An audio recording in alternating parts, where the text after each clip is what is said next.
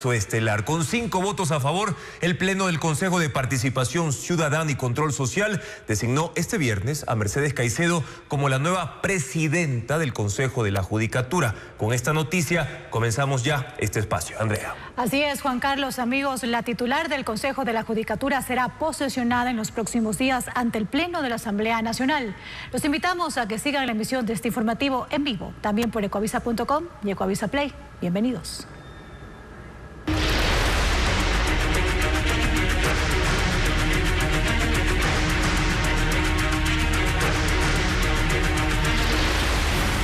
Judicatura, es la hora de Caicedo.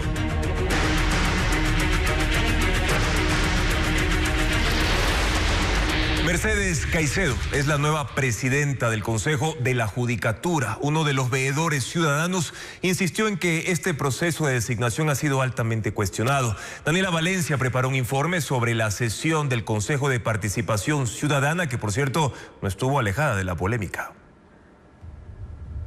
Un capítulo turbulento por la presidencia del Consejo de la Judicatura se cerró. En una sesión de 40 minutos, marcada por la virtualidad, el Consejo de Participación definió el futuro del órgano de administración y disciplina de la función judicial.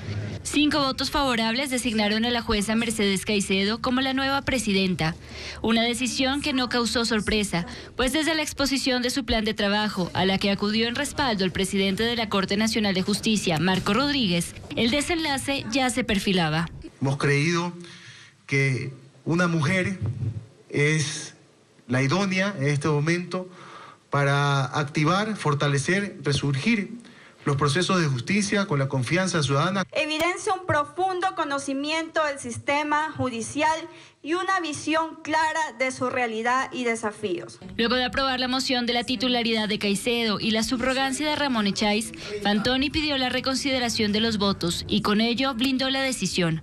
Las únicas que votaron en contra fueron Nicole Bonifaz y Piedad Cuarán, quien recordó que para llegar a esta designación, la Comisión Técnica bloqueó la posibilidad de analizar el fondo de las 11 impugnaciones que presentó la ciudadanía, un error que ya se cometió en la designación de Mario Godoy. A la luz de experiencias anteriores, este pleno debe actuar con mayor rigurosidad en la aplicación del reglamento para no repetir nuevamente el caso Godoy. Algo en lo que coincidió el veedor ciudadano Daniel Vergara, quien apuntó a que este proceso cuestionado no garantizó que haya llegado el mejor perfil. No se pudo realizar una investigación exhaustiva sobre los perfiles, principalmente sobre la probidad de los mismos, y que no lleguen bajo una cartera política.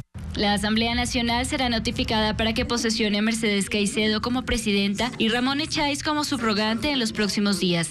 Esta designación se da 2 meses después de la destitución de Mario Godoy y a 17 días de la renuncia de la vocal suplente Alexandra Villasís, quien debía asumir la presidencia, pero fue bloqueada por un impedimento laboral, corregido por el Ministerio de Trabajo, solo cuando ya no representaba ningún riesgo para el gobierno. Mercedes Caicedo es la segunda mujer en asumir el Consejo de la Judicatura. Su nombre cobró relevancia por sentencias como el caso Metástasis, aunque también ha sido señalada por otros temas polémicos. Fabiola Santana con el perfil de la nueva presidenta del organismo administrativo y disciplinario de la función judicial. Para Mercedes Caicedo, la segunda fue la vencida. En diciembre de 2022 integró la terna de la Corte Nacional de Justicia para presidir el Consejo de la Judicatura, pero en su lugar fue escogido el polémico y después sentenciado Wilman Terán. Tras su designación, Caicedo tendrá que dejar la Corte Nacional de Justicia, donde se desempeñó como jueza encargada desde febrero de 2022 ante la ausencia de jueces titulares. Su nombre cobró relevancia por sentenciar a una red de servidores públicos que trabajó para el narcotraficante Leandro Norero, incluido el propio Terán en el caso Metástasis. También fue parte del tribunal que sentenció al ex vicepresidente Jorge Glass y otros por peculado en el caso Reconstrucción de Manabí. Su nombre también se escuchó en el caso Pantalla cuando un testigo protegido la mencionó como uno de los jueces que visitaba a Terán mientras se desarrollaba el concurso de magistrados de la Corte Nacional en el que ella participaba, y fue investigada por la Judicatura por haber provocado la caducidad del caso Helicópteros Druf, liberando de responsabilidad a 18 acusados de peculado. Eso le costó una sanción. Además de jueza de la Corte Nacional de Justicia, fue jueza de las Cortes Provinciales de Bolívar y su natal Los Ríos. En esa última provincia también fue asistente de fiscal y analista jurídica. Antes fue responsable legal del Banco del Fomento. Se graduó de abogada en la Universidad de Guayaquil. Es magíster en Ciencias Penales y Criminológicas y máster en Cultura Jurídica. También doctora en Ciencias Políticas. En la Contraloría registra activos por más de $333,000 y pasivos por más de $59,800, dando un patrimonio total de más de $273,000. Caicedo es la segunda mujer en asumir la presidencia del Consejo de la Judicatura.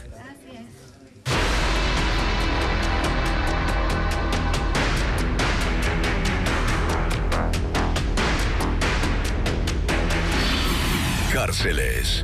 Un reglamento efectivo. El presidente Daniel Noboa firmó el decreto ejecutivo 366 con nuevas disposiciones para el sistema penitenciario. El documento establece un cobro para quienes usen grillete electrónico y crea una clasificación de centros carcelarios. Habrá presidios especiales para infractores de tránsito y deudores de pensiones. Diego Puente con más detalles. El servicio carcelario cobrará por la instalación de grilletes electrónicos. Eso consta en el nuevo reglamento del Sistema Nacional de Rehabilitación Social emitido por el presidente Daniel Noboa. El documento redefine la organización, funcionamiento y ejecución de políticas en el sistema penitenciario. Ahí, por ejemplo, se incorpora un anuncio que hizo el ministro del Interior, John Reinberg, de cobrar por la aplicación del grillete electrónico. Aunque no indica un valor exacto, dice que el servicio carcelario considerará 3 factores para el cobro: parámetros técnicos y financieros de la institución, situación socioeconómica de la persona que lo usará, costos por el uso, en los que se incluyen operación, mantenimiento, reposición y soporte técnico. Según el documento, se puede exonerar del pago a personas por su situación socioeconómica y por el padecimiento de enfermedades catastróficas. Este reglamento implementa, además, un sistema de clasificación de 3 tipos de centros penitenciarios: el de privación provisional con áreas específicas para personas que cumplen medidas de apremio, flagrancia y contravenciones de hasta 30 días. Centros de rehabilitación en los que estarán internos con penas mayores.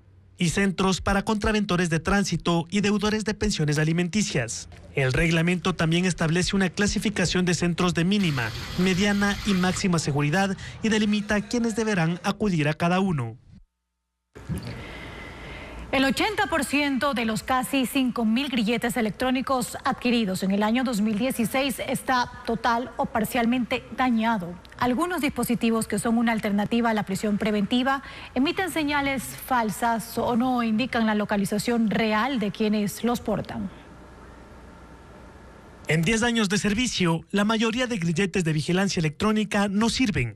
Muchos puertos de carga ya no funcionan y los aparatos fueron dañados intencionalmente por quienes los portaban. Hay cortes, hay golpeos con objetos contundentes, hay diferentes situaciones que se iban presentando y se iban encontrando los clientes en mal estado. Incluso hubo casos de procesados que buscaron abrirlos con herramientas para manipular sus chips de geolocalización. Debido a un problema legal para adquirir nuevos durante estos 10 años, el SNAI acudió al canibalismo tecnológico, es decir, usó parte de unos para mantener en funcionamiento a otros. El porcentaje de los que estaban fuera de servicio es alto.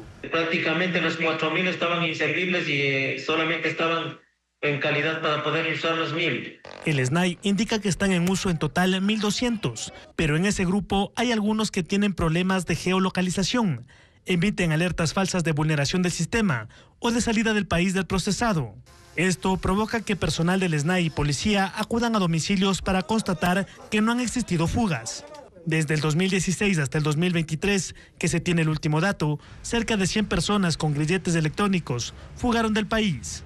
Este sistema fue adquirido en 2016 por el extinto Ministerio de Justicia a cargo de Lady Zúñiga, ahora asambleísta de la Revolución Ciudadana.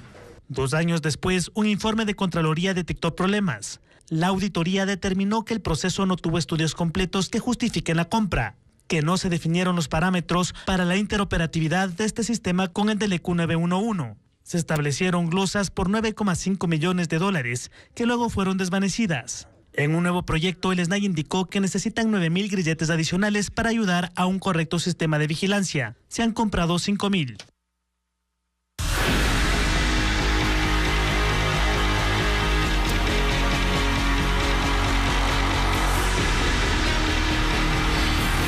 Toque de queda. Golpe a la producción.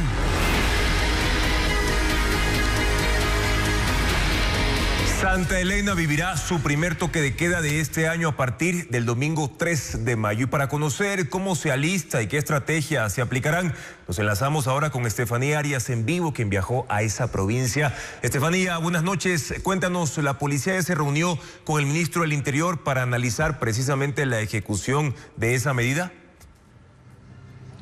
Así es, Juan Carlos, amigos televidentes, buenas noches. Fue esta misma semana que ya el ministro del Interior, John Reinberg, se reunió acá con la policía y otras instituciones de seguridad para precisamente definir esos lineamientos para que Santa Elena entre el próximo 3 de mayo a su primer toque de queda, que recordemos, esta provincia en marzo también fue parte de algunos operativos, aun cuando no estaba en toque de queda. Parte de las estrategias básicamente es pues reforzar los controles tanto en el peaje como en zonas comerciales o turísticas. Por ejemplo, una de ellas es el malecón de Salinas, acá este cantón, uno de los principales cantones que recordemos es mayormente visitado durante el feriado y esta temporada de playa. Recordemos también a nuestros televidentes que sí, vamos a entrar a un toque de queda el 3 de mayo y eso no incluye al feriado. Recordemos que será a partir del domingo 3 de mayo, es decir, ya el último día que será pues del feriado y que usted, por supuesto, amigo televidente, deberá retornar temprano a casa. No se le ocurra salir de acá de Santa Elena a eso de las 9, 10 de la noche, porque recordemos que si usted viaja hacia Guayaquil, pues ahí podrían también toparse con los controles porque Guayaquil o Guayas también es parte de este toque de queda. Pero esto es lo que ocurre básicamente acá en Santa Elena. ¿Qué pasa en El Oro? Bueno, allá la autoridad portuaria de Puerto Bolívar también ajusta su operación pues para enfrentar este toque de queda porque van a hacer controles y cambios en los turnos de trabajo. Precisamente buscan evitar retrasos en esta salida de Banano y Camarón. Nuestro compañero Fabricio Lapo preparó un reportaje sobre este tema. El anuncio de un nuevo toque de queda obliga a ajustar una de las principales dinámicas productivas de El Oro, la exportación de banano y camarón.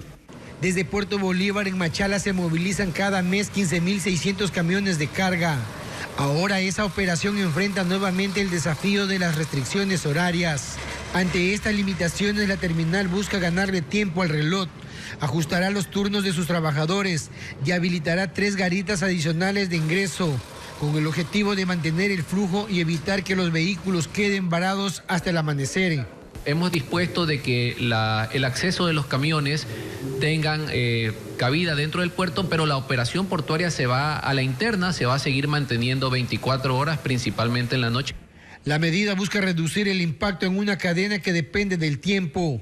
En el último toque de queda, los retrasos en el ingreso de camiones terminaron encareciendo la operación. Segundo Solano, presidente de los bananeros en El Oro, advierte que estos costos adicionales terminan trasladándose a los productores. Es más, el transportista también, si no descarga, pierde prácticamente el otro día de trabajo y nosotros como productores por lo regular tenemos que reconocerles un 30, 40% y hasta el 50% de un nuevo viaje que ellos tienen, de tal forma que nosotros pagamos $80 de aquí hasta Puerto Marítimo, ese flete nos va a costar $120. A esto se suman las condiciones propias de la operación. La cosecha se realiza durante el día y el embarque comienza desde las 6 de la tarde para evitar cambios drásticos de temperatura que afecte el producto, lo que concentra el ingreso de carga en horario nocturno. En el último toque de queda, al menos 100 vehículos dejaron de ingresar al puerto durante la noche, lo que derivó en congestión al amanecer. El reto ahora es que esta nueva restricción no termine pasando factura a una cadena que no tiene margen para detenerse. Y así es como vive también Puerto Bolívar, El Oro, ya preparándose para el toque de queda que entra el próximo 3 de mayo. Pero regresemos acá a la provincia de Santa Elena porque está con nosotros el jefe de policía, Jorge Adati, precisamente para comentarnos cómo esta provincia ya se prepara. Hace unos minutos usted nos decía, llegó ya también el ministro del Interior, John Reinberg, otra vez acá a la provincia porque hace 2 días también se reunió con usted. Buenas noches. Buenas noches, así es, el señor ministro también ya llegó a la provincia, tendremos reuniones ya con el bloque de seguridad para afinar los detalles que tiene que ver con el toque de queda. Nosotros ya hemos recibido las disposiciones claras y vamos a comenzar a trabajar a partir de que se acabe el feriado. Usted me decía que parte de las estrategias es los denominados checkpoints o puntos de control. Así es, nosotros tenemos ya destinados varios checkpoints en la provincia, pero eso hace el trabajo preventivo, las unidades preventivas. Sin embargo, las unidades de investigación e inteligencia han identificado varios blancos y domicilios y ellos se dedicarán a realizar los allanamientos respectivos para atacar las economías y a los criminales que están aquí asentados en la provincia. Ahora, coronel, una de las preguntas claves es ¿por qué la provincia de Santa Elena entra a este toque de queda? Bueno, Santa Elena se encuentra en el eje costero. Es una provincia que es apetecida por las bandas criminales y nos encontramos en el centro entre Guayas y Manabí. De hecho, varios de los delincuentes que se asentaron en esta provincia luego del primer toque de queda comenzaron a realizar varios actos criminales, inclusive muertes violentas. Entonces, para prevenir cualquier tipo de actividad de estas estructuras, también se toma en cuenta Santa Elena y obviamente estamos preparadas ya como bloque de seguridad con los lineamientos tanto del Comando General como del Ministerio para hacer respetar lo que tiene que ver con el toque de queda.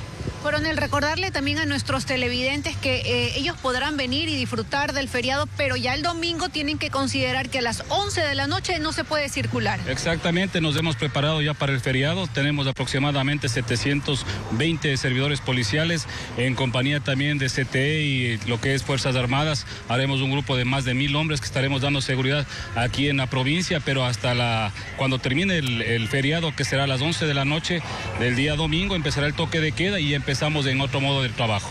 Esa es la disposición y vamos a estar prestos para recibir a todos los visitantes también. ¿Cómo harán también durante el feriado? ¿Habrán los controles y la presencia de militares en las playas? Hemos hecho ya las coordinaciones, va a haber nuevamente Fuerzas Armadas, policía, tanto en las playas de acá de Salinas como en todas las playas que tiene que ver Montañita, Olón. Vamos a estar en el resto de las 64 comunas que tiene la provincia. Coronel, tenemos una pregunta desde estudio, nuestro compañero Juan Carlos Aizprúa. Sí, Estefanía, bueno, ya estamos conociendo cómo se ejecutará este mecanismo del toque de queda desde la fuerza pública, pero cómo se prepara, por ejemplo, el sector productivo, restaurantes, bares, hoteles, para poder cumplir con el toque de queda y a la vez tratar de evitar mayores pérdidas económicas. Bien, lo que pregunta Juan Carlos es algo importante. ¿Cómo se prepara el sector productivo, el comercio, los restaurantes para este toque de queda? Usted me comentaba más temprano que tuvieron ya un acercamiento para que ellos también cumplan con esta medida. Hemos tenido ya las mesas de seguridad con el transporte. A través de Gobernación se han implementado varias reuniones de trabajo, inclusive con los municipios y con el sector productivo, indicando qué es lo que tienen que ellos hacer para acogerse a lo que es el toque de queda. Y que entendemos de lo que hemos hecho es que la gente lo ha acogido de buena manera, saben que esto es una lucha contra el crimen y tenemos que estar todos unidos. Perfecto, coronel, muchas gracias. De hecho, Juan Carlos, unos minutos más adelante vamos a hablar con este sector, con la Cámara de Turismo de Santa Elena. Recordemos que ellos apoyan la medida, pero a la vez pues piden también apoyo, digamos, por parte de las autoridades para no tener estas pérdidas económicas. Pero más adelante tendremos más información. Ya nos conectamos contigo en los próximos minutos. Gracias, Estefanía, por tu informe desde Santa Elena, que también forma parte de los territorios donde se ejecutará el segundo toque de queda de este año. Y precisamente a pocos días de que inicie el toque de queda en 9 provincias y 4 cantones, aún no se ha emitido el decreto. El ministro John Reinberg mantiene la negativa para entregar salvoconductos y aplicar la semaforización que propone en el sector productivo. Ante esta situación, empresarios se reunirán con el gobierno y se analizan horarios para la recolección de basura. Luis Alfredo Zúñiga con un repaso a las medidas. Aún no hay decreto, pero el gobierno ha adelantado detalles sobre cómo funcionará el toque de queda, que inicia el domingo 3 de mayo hasta el lunes 18 de mayo. La restricción de movilidad será desde las 11 de la noche hasta las 5 de la mañana en 9 provincias: Esmeraldas, Manabí, Santo Domingo de los Áchilas, Los Ríos, Guayas, Santa Elena, El Oro, Pichincha y Sucumbíos, además en los cantones La Maná en Cotopaxi, Las Naves y Echandía en Bolívar y La Troncal en Cañar. La disposición ha generado dudas ciudadanas, empezando por ejemplo, ¿qué va a pasar con quienes tienen vuelos programados durante el toque de queda? Los aeropuertos de Quito, Guayaquil y Manta operarán con normalidad y los pasajeros podrán movilizarse hacia estas terminales, presentando su boleto o pase de abordar. Ese mismo pase les servirá a los familiares que van a dejar o recoger a los viajeros. La medida coincide con el inicio de clases en la costa, de ahí que otra de las preguntas frecuentes ha sido sobre los expresos, y hasta ahora se conoce que sus recorridos deberán empezar luego de las 5 de la mañana, no circularán durante la restricción. Algo similar pasa con los sectores productivos. Los empresarios han pedido excepciones para no afectar la cadena logística, como ya ocurrió en el toque de queda de marzo. Sin embargo, el ministro del Interior, John Reinberg, ha reiterado que no se contemplan salvoconductos, tampoco semaforización, porque aplicar, por ejemplo, corredores logísticos sería complejo. Así que de momento están descartados. La policía indicó a Televistazo que en caso de emergencia médica sí se permitirá la circulación, siempre que se cuente con documentos o evidencia que avalen esa urgencia. Y en cuanto a la recolección de basura, el ministro John Reinberg ha señalado que es un tema que se está evaluando. En Pastaza, durante un operativo estratégico en contra de la minería ilegal, miembros de las Fuerzas Armadas inhabilitaron 2 excavadoras y maquinaria pesada utilizadas para minería ilegal. Hernán Higuera con los detalles de esta intervención. Arajuno y Pambayacu son 2 lugares de Pastaza donde la minería ilegal contaminaba el río Añasco, con 2 excavadoras que fueron inhabilitadas por miembros de la Brigada de Selva 17 Pastaza. Estas excavadoras, cuyos propietarios se desconocen, operaban para sacar material aurífero y cernirlo en esta clasificadora tipo Z. Fueron inhabilitadas y además se decomisó 200 galones de diésel que nadie explica cómo llegan a esta zona selvática. A otras 3 dragas se les puso sellos de prohibición de actividades mineras y se destruyó además una bomba de succión, un generador eléctrico y otras 3 dragas. La operación militar se extendió a la comunidad Runa Chitú, en Napo. El costo de esta maquinaria y lo destruido se calcula en $257,000. En Chuhuitayo, otro sector de Pastaza en la troncal amazónica, se supo de un sujeto que se dedicaba al tráfico de droga. Allanado el lugar se encontró la evidencia. Según las autoridades militares, se calcula que esta mercancía costaba aproximadamente $10,000.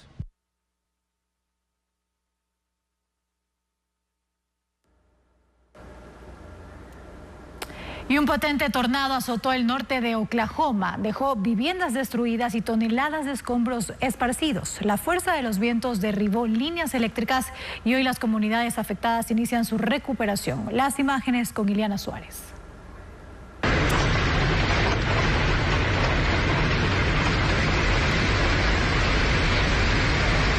Imágenes captadas por residentes del área de Enid, condado de Garfield, son impactantes. Un enorme embudo se formó sobre el terreno y comenzó a arrasar con todo a su paso, con vientos violentos, levantando escombros. Por más de 30 minutos el fenómeno cruzó zonas residenciales, parques eólicos y fue grabado desde vehículos mientras atravesaba carreteras a gran velocidad. Las alertas fueron emitidas con horas de anticipación por el Servicio Meteorológico de Estados Unidos, lo que permitió que muchos residentes buscaran refugio. El mayor impacto ocurrió al final de la tarde y también afectó una comunidad cerca de la base aérea Vance. A su paso dejó 40 casas arrasadas, edificios sin techo, vehículos aplastados por estructuras colapsadas. Hasta el momento se reportan 10 heridos. Hubo personas atrapadas bajo los escombros y las labores de rescate se extendieron durante varias horas.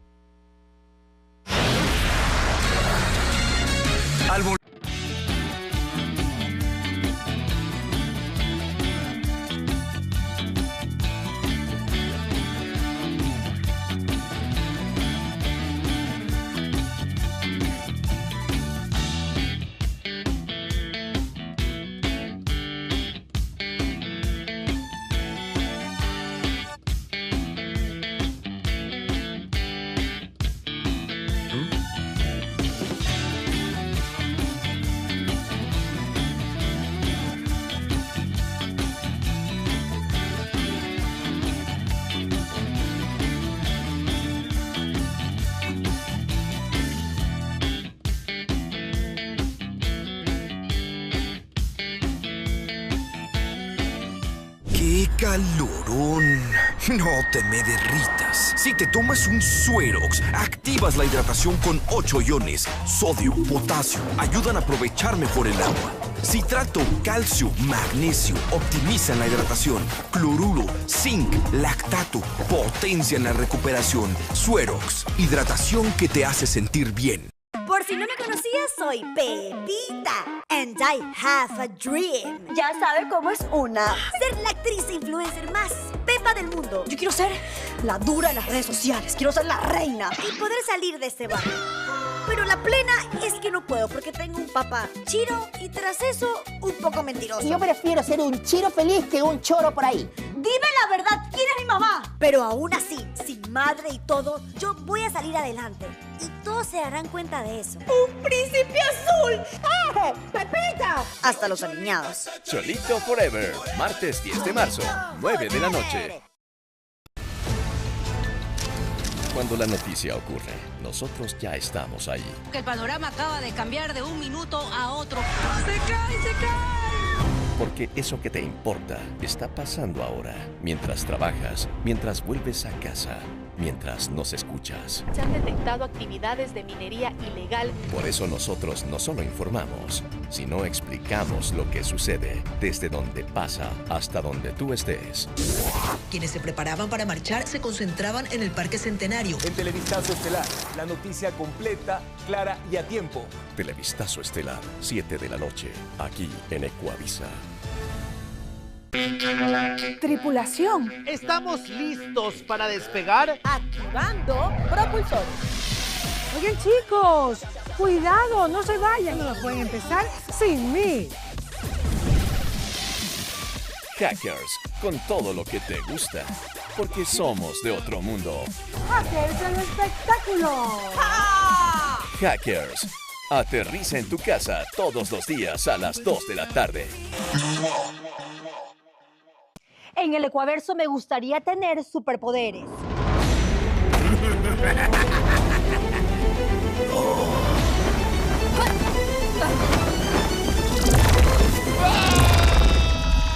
Porque en el Ecuaverso todo es posible. Lluvias intensas continuarán golpeando el litoral ecuatoriano. Y está sucediendo, nosotros ya lo estamos contando. Grupos criminales bloquearon y quemaron buses, tráileres, tras conocer de la muerte de Nemesio Ceguera Cervantes. Porque aquí encuentras información que más te importa. Trabajan en la limpieza de lodo de 5 barrios del cantón Alausí, al sur de Chimborazo.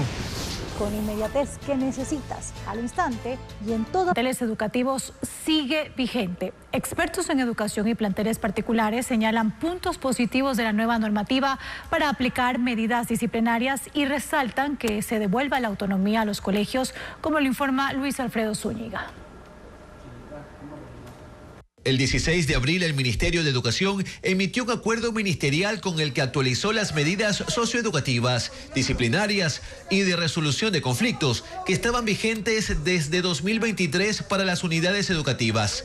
Se hicieron cambios, por ejemplo, en la autonomía que tienen los planteles para solucionar por su cuenta ciertos conflictos. También se priorizan diálogos como medidas de solución y se aborda la despenalización de muestras de afecto.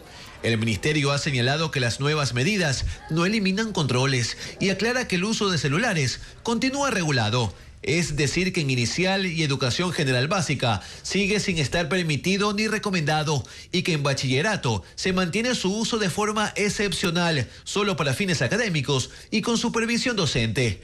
Punto con el que concuerda el máster en docencia e investigación, Rubén Villasís. Porque los alumnos han comenzado a tener menos habilidades tanto para lectura o para matemáticas.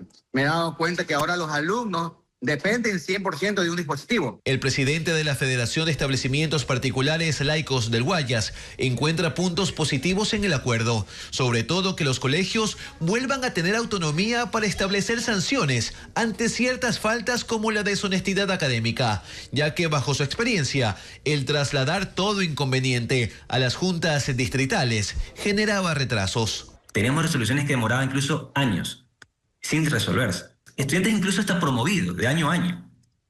Aún incluso promovidos, no tenían una resolución del conflicto. Este acuerdo que nos permite volver a actuar de manera más efectiva y pronta. El rector de la unidad educativa Cristóbal Colón en Guayaquil señala que ya están actualizando su código de convivencia para tenerlo listo antes del inicio del año lectivo y que sí hay cómo llegar a puntos de entendimiento con la comunidad educativa sobre el contacto físico y que queden establecidos en ese código de convivencia.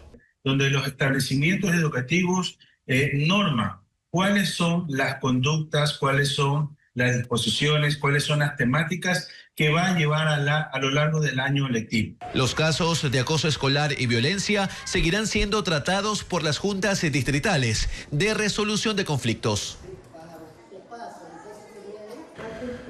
En Ecuador aumenta el trabajo con una remuneración inferior al salario básico unificado, conocido como el otro empleo no pleno. El ingreso promedio mensual de una persona con trabajo disminuyó $46.50 en comparación al año pasado. Adriana Bermeo con más detalles de estas cifras.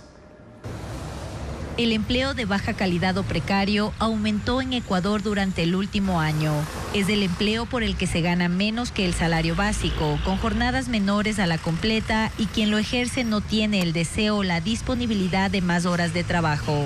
Según el INEC, en los últimos 12 meses, aproximadamente 440,000 personas empezaron a trabajar en estas condiciones y ya suman 3 millones en todo el país. Representan el 34.8% de la población económicamente activa. Esa es una de las conclusiones de la última encuesta nacional de empleo del Instituto Nacional de Estadísticas y Censos, INEC, que además detalla la situación laboral de los ecuatorianos, en donde no hay cambios significativos en relación a marzo del año pasado. El empleo adecuado cayó de 34.2% a 32.1%. El subempleo pasó de 20.9% a 19.6%. El empleo no remunerado de 11.8% a 10.4%. Y el desempleo de 3.3% a 2.9%. El país no está generando las suficientes plazas de empleo que necesita crear para cubrir esa demanda que viene del incremento de la población en edad de trabajar, que crece en aproximadamente 150,000 personas en el último año. Otra diferencia significativa, según el INEC, es el ingreso promedio de una persona con empleo. En marzo de 2025 era de $476, mientras que en marzo de 2026, $429.50. Es decir, $46.50 menos. Una por el deterioro de los empleos existentes y también por el ingreso de estas personas a ocupar estas categorías de empleo menos adecuado como el otro empleo no pleno. La encuesta también determinó que el empleo adecuado se ubicó en 35.9% para hombres y 26.6% para mujeres y que de cada 100 plazas de trabajo, 94 fueron generados por el sector privado y 6 por el sector público.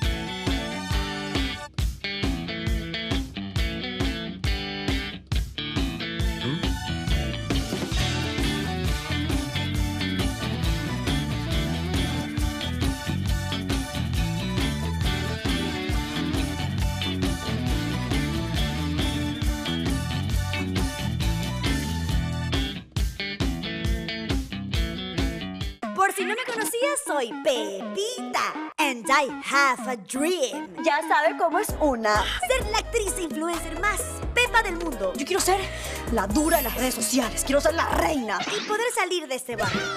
Pero la plena es que no puedo porque tengo un papá chiro y tras eso un poco mentiroso. Yo prefiero ser un chiro feliz que un choro por ahí. Dime la verdad, ¿quién es mi mamá? Pero aún así, sin madre y todo, yo voy a salir adelante.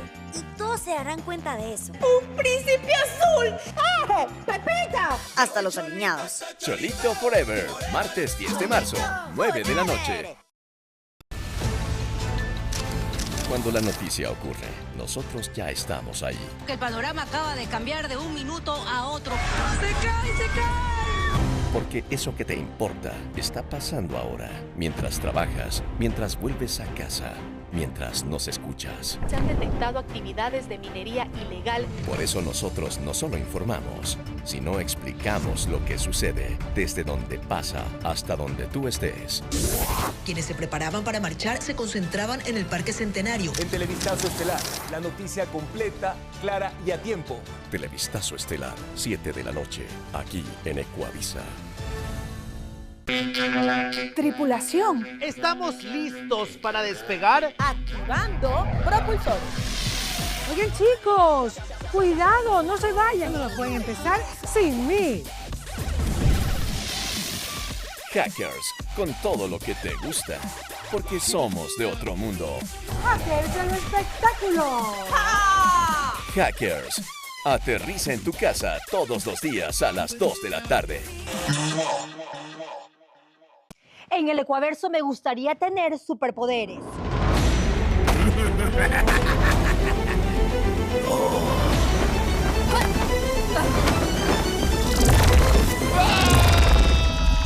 Porque en el Ecuaverso todo es posible. Lluvias intensas continuarán golpeando el litoral ecuatoriano. Si está sucediendo, nosotros ya lo estamos contando. Grupos criminales bloquearon y quemaron buses, tráileres, tras conocer de la muerte de Nemesio Ceguera Cervantes.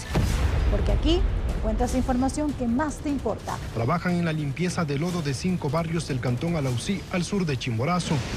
Con inmediatez que necesitas, al instante y en todas nuestras pantallas. Televistazo Estelar, la noticia completa, clara y a tiempo. Televistazo Estelar, 7 de la noche, aquí en Ecuavisa. Tengo una idea millonaria, licenciado. Con nuestro podcast en Llaga Vivita podemos promocionar en Ecuavisa la telenovela El Cholito Forever. Claro. Y con ese paro lo metemos a usted en el noticiero, licenciado. Me gusta. O sea, y yo soy longevo, o sea que hay para largo, porque me gusta siempre la investigación, llegar hasta el meollo del asunto. Y de paso, ya que estamos en eso, dígame quién es la mamá de Pepito. Es que la gente anda preguntando. Es que y yo como lo quiero defender, quiero... Me está llamando don Alfonso. Don Alfonso ya... Sí, me imagino para darme unos tips. Tips. Sí. Aló, Alfonso. Tips. Cholito, ¿cómo está? Cholito Forever, martes 10 de marzo, 9 de la noche. Aníbal nunca descansa. Abogado, no me dejes ir, que me dijo que me iba a ayudar. Porque realmente lucha por la justicia. Fueron años de abuso. No voy a dejar que la entierren viva. Pero mientras salva el futuro de miles. ¿Querías testigos? Pues ahora los tienes. Su pasado lo alcanza. Usted me dijo que me iba a ayudar. No pude ayudarte. Un abogado en Nueva York. Mírala completamente gratis en Ecuavisa Play.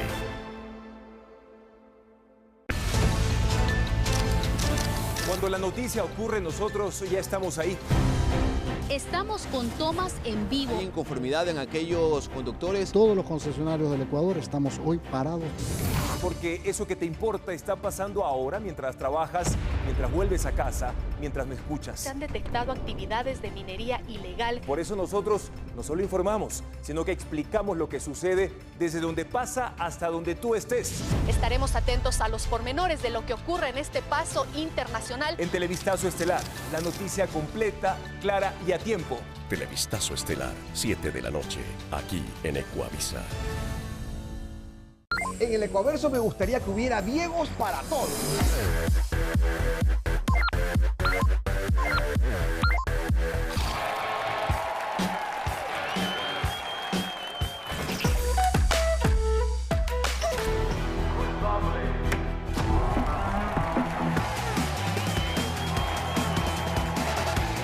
Porque en el Ecuaverso todo es posible. Dos machotes, un camino. El patracio o el divino, él es mi amigo, pero siempre me quiso. ¡Qué asco, Steven! En cambio él es divino, pero huele a prohibido. ¡Qué asco, Steven! ¿Cuál será mi destino?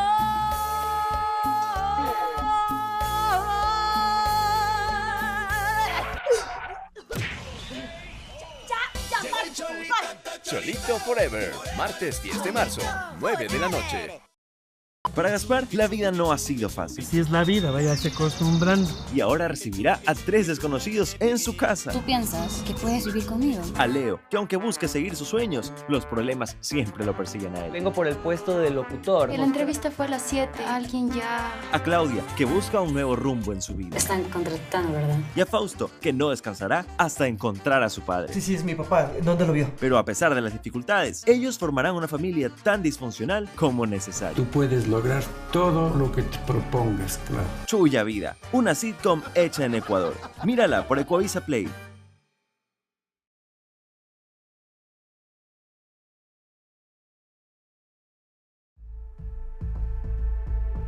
Ven, te invitamos a redescubrirnos.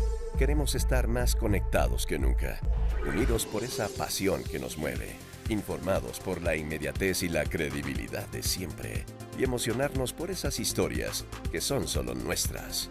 Aquí no hay espectadores, solo protagonistas. Bienvenidos al Ecuaverso, el lugar donde todo sucede. Aquí sí puedes imaginarlo, puedes vivirlo, sentirlo y mirarlo. Agárrese duro. ¡Te encontré! Porque en el Ecuaverso todo es posible.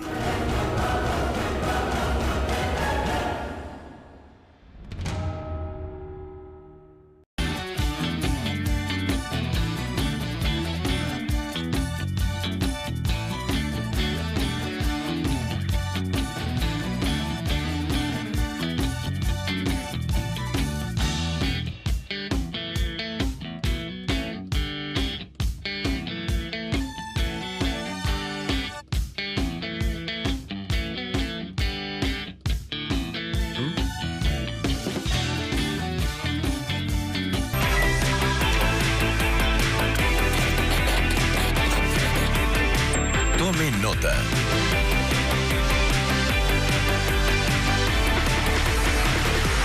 Bien, y ahora hablemos sobre la Semana Mundial de la Inmunización, que se desarrolla la última semana de abril de cada año y es una iniciativa que promueve el acceso equitativo a las vacunas y su rol en la salud pública.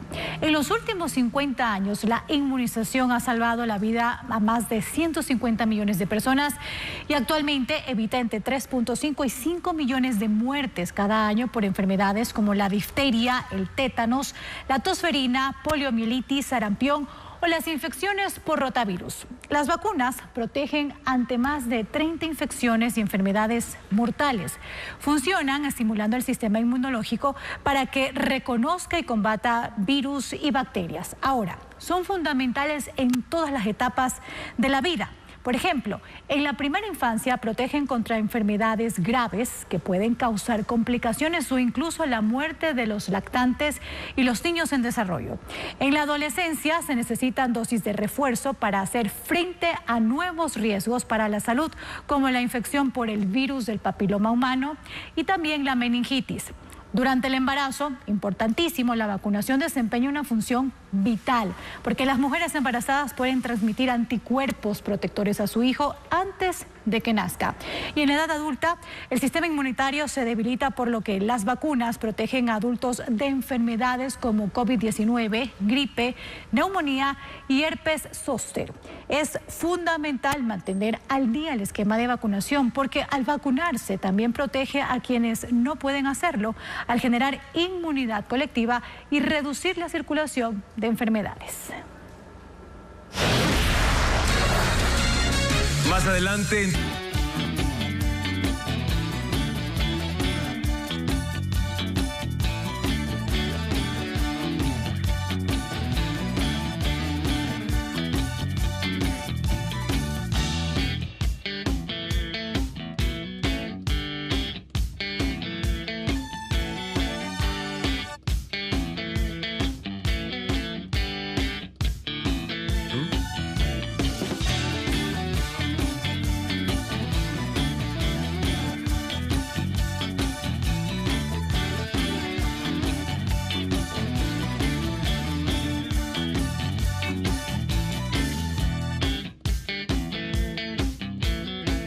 Por si no me conocías, soy Pepita. And I have a dream. Ya sabe cómo es una.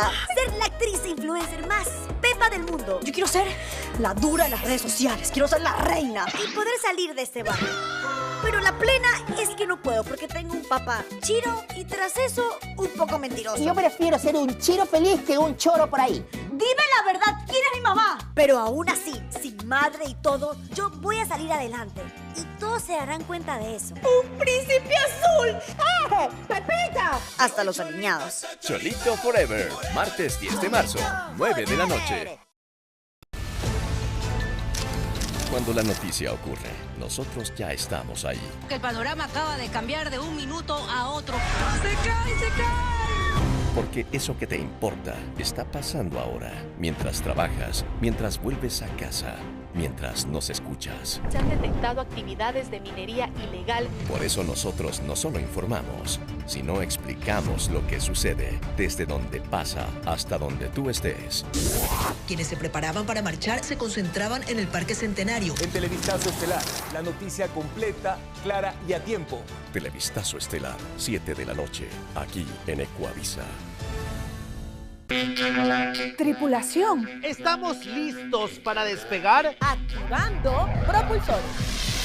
Oigan, chicos, cuidado, no se vayan. No pueden empezar sin mí. Hackers, con todo lo que te gusta, porque somos de otro mundo. Hackers del espectáculo. ¡Ah! Hackers, aterriza en tu casa todos los días a las 2 de la tarde. En el Ecuaverso me gustaría tener superpoderes.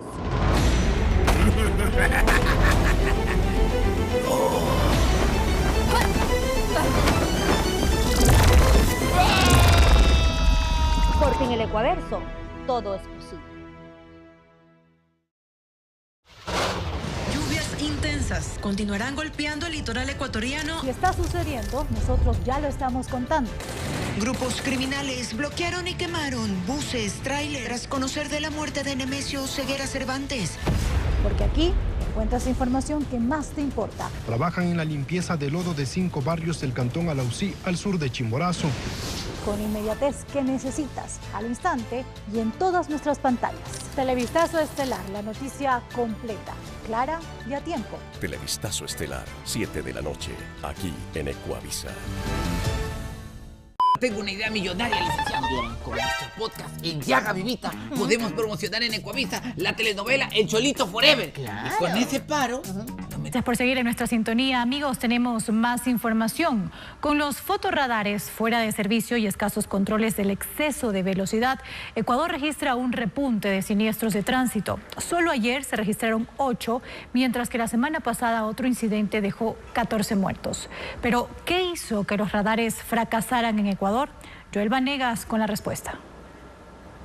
La inoperatividad de los fotorradares que controlaban el exceso de velocidad en Ecuador coincide con un repunte en los siniestros viales. En enero de 2025, la Agencia Nacional de Tránsito suspendió todos los contratos de gestión de radares y quedaron sin efecto las sanciones por exceso de velocidad. Se sumó la Ley de Integridad Pública, que desde junio de 2025 prohibió a los municipios utilizar estos dispositivos para multar. En Quito y Ambato, los radares comenzaron a desactivarse desde 2024 por problemas de calibración que derivaban en multas arbitrarias. En Guayaquil, dejaron de operar en 2025 por fallas similares. La situación se agrava por la debilidad en la gestión del tránsito. En varios municipios con esta competencia se ha detectado incluso infiltración del crimen organizado y durante años el uso de fotorradares fue cuestionado por priorizar la recaudación antes que la prevención. La ausencia de control ha generado un escenario con mayor riesgo. Sin fotorradares operando, aumentan los conductores que exceden los límites permitidos.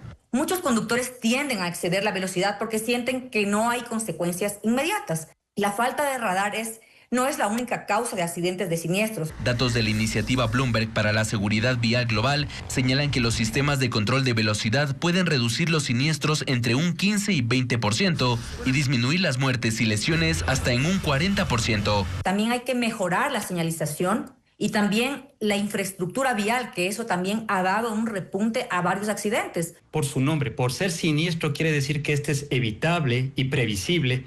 Sucede por el error humano. En Ecuador, 8 siniestros viales se registraron en un solo día, entre choques, atropellamientos y un vehículo que cayó en una quebrada. La semana pasada dejó 14 fallecidos.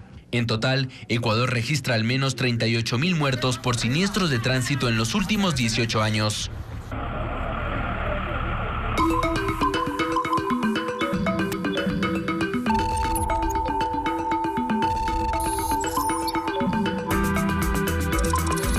El radar digital llega gracias a GS4 Max, full híbrido como tú.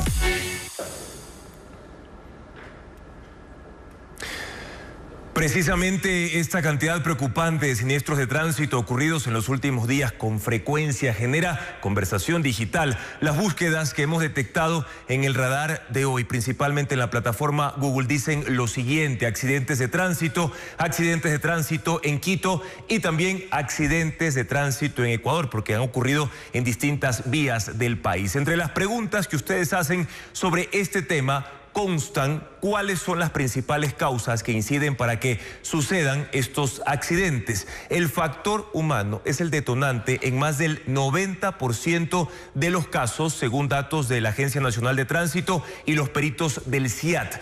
La distracción al conducir, principalmente por el uso del teléfono celular mientras manejamos. Además, el exceso de velocidad por el irrespeto a los límites legales, sobre todo ahora, como lo veíamos en el reportaje anterior, con la suspensión del funcionamiento de varios radares en vías urbanas y carreteras. Además, la impericia, maniobras peligrosas y desconocimiento de la capacidad de nuestros vehículos, en su mayoría con los pesados. Conducir también bajo los efectos de embriaguez o cualquier otra sustancia que pueda afectarnos al momento de conducir, e incluso también en menor porcentaje por el mal estado de las vías y posibles fallas mecánicas del vehículo, además del clima, la lluvia y neblina que impiden una adecuada visibilidad de los conductores. En este sentido, los usuarios digitales también se preguntan qué dice el artículo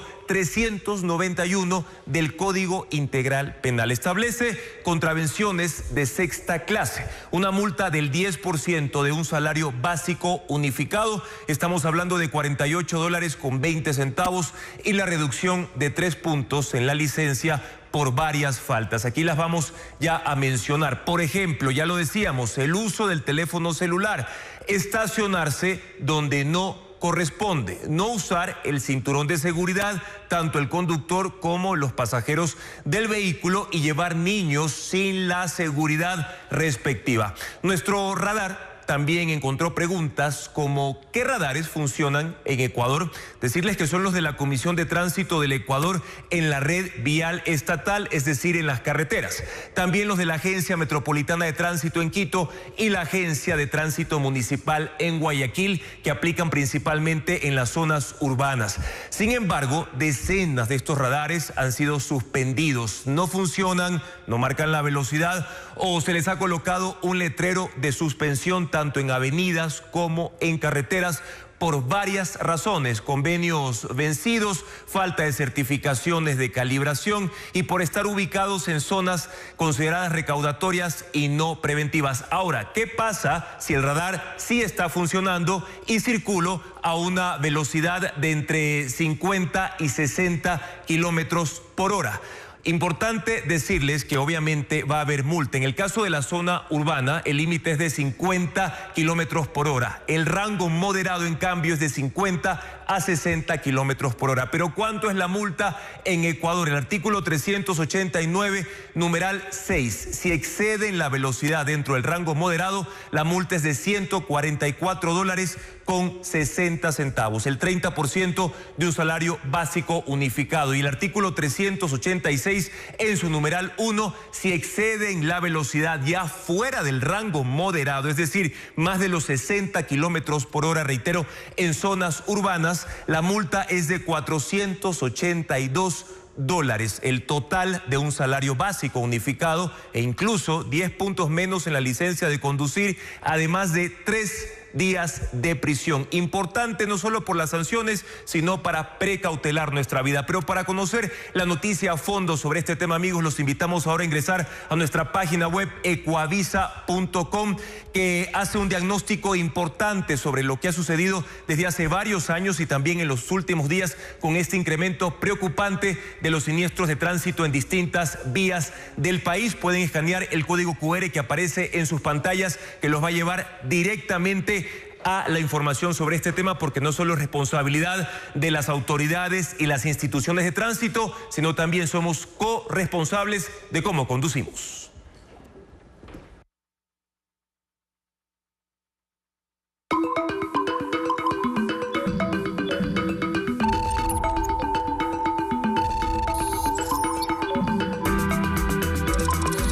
El radar digital llegó gracias a GS4 Max, full híbrido como tú.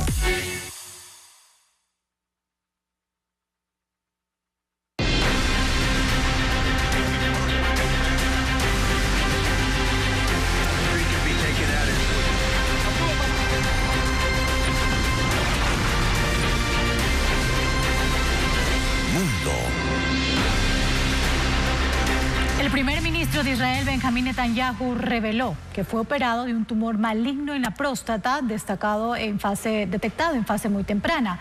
Explicó que se trató de una lesión de menos de 1 centímetro, identificada en un control médico y tratada mediante una intervención focalizada que elimina el problema.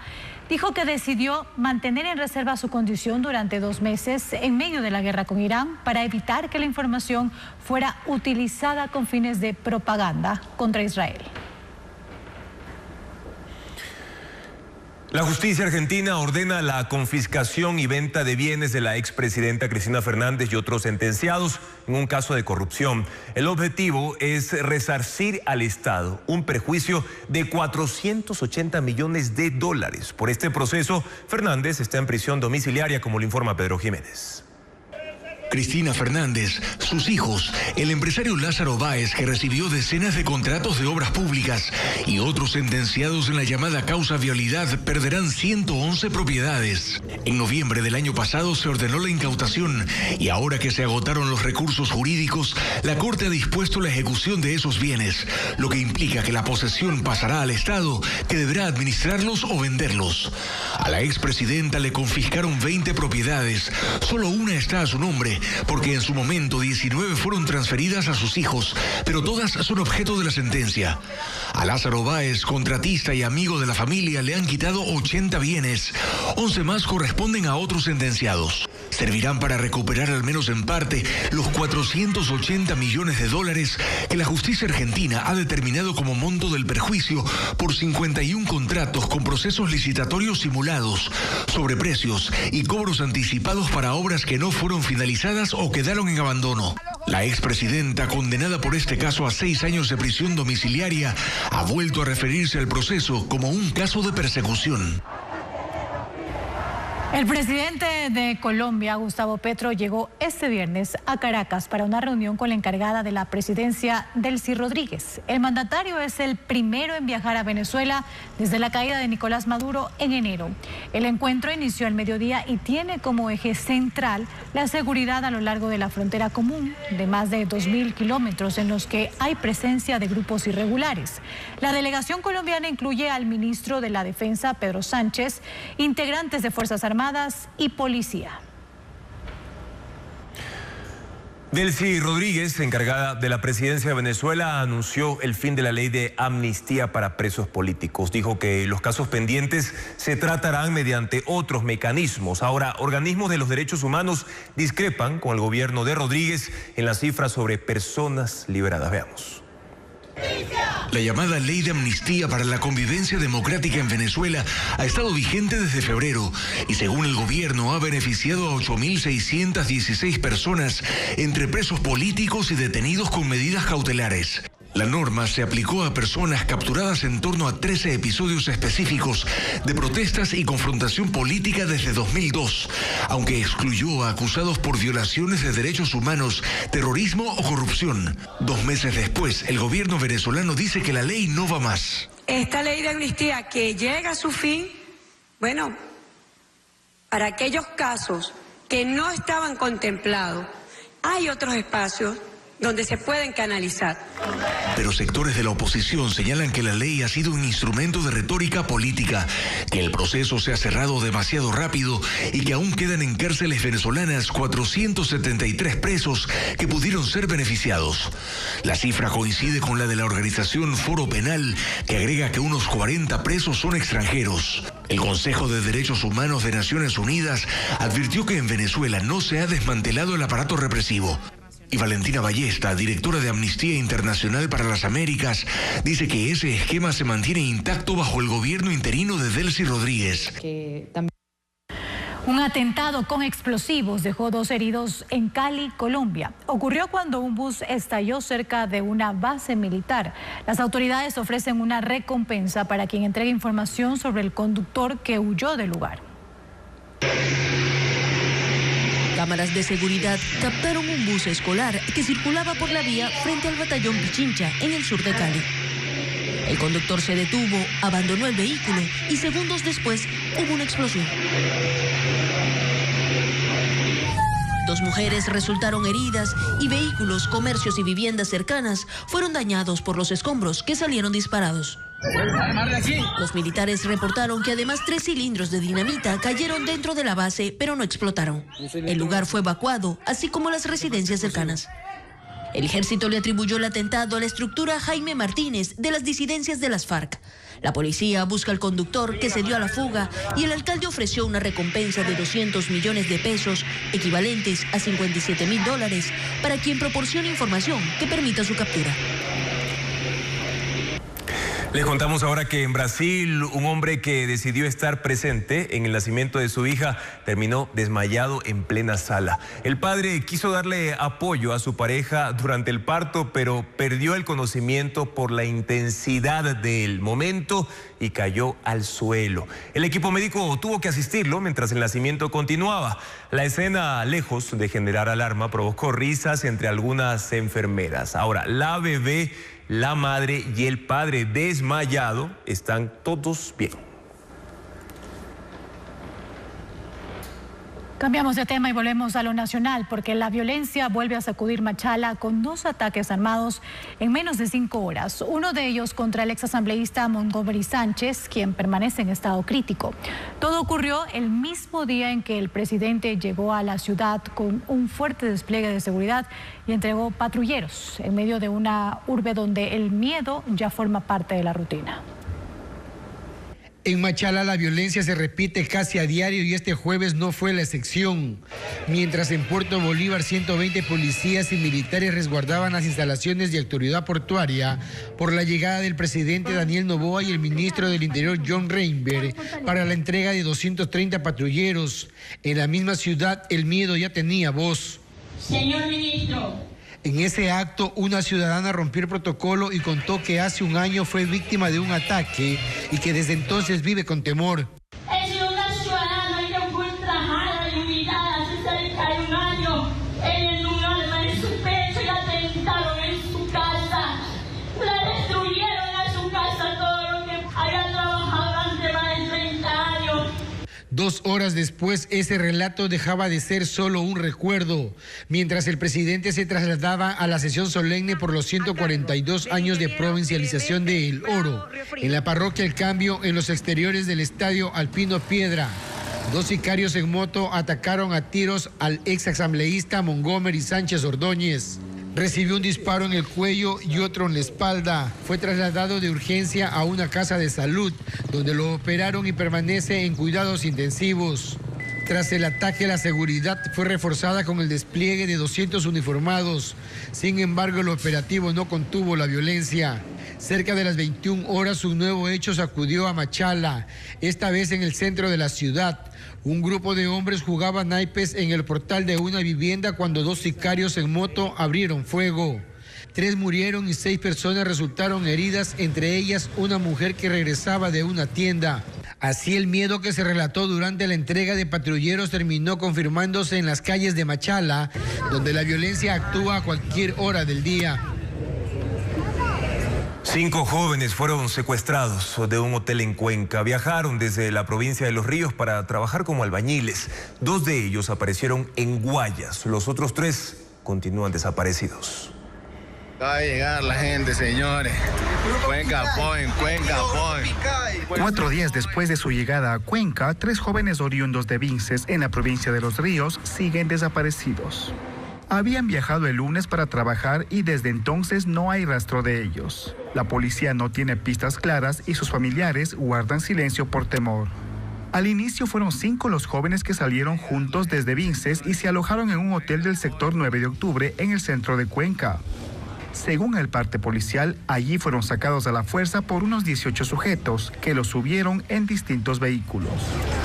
2 de ellos aparecieron abandonados en Puerto Inca, en Guayas. Los otros 3, identificados como Snaker Suárez, Jordi Rendón y Jackson Montese, siguen desaparecidos. Han dado ya una declaración los 2 ciudadanos que fueron dejados a la altura de Puerto Inca, que vinieron a trabajar supuestamente en albañilería y que fueron secuestrados, se podría decir, dentro de este hotel. A ellos los dejaron en este espacio porque los llevaron en vehículos separados. Por este caso, un hombre fue detenido. Una persona que, de acuerdo a las cámaras, se observa que esta persona participó de este hecho, fue aprehendida dentro de la flagrancia. En este momento el caso continúa en la investigación. El sospechoso cumple prisión preventiva en la cárcel de Turi.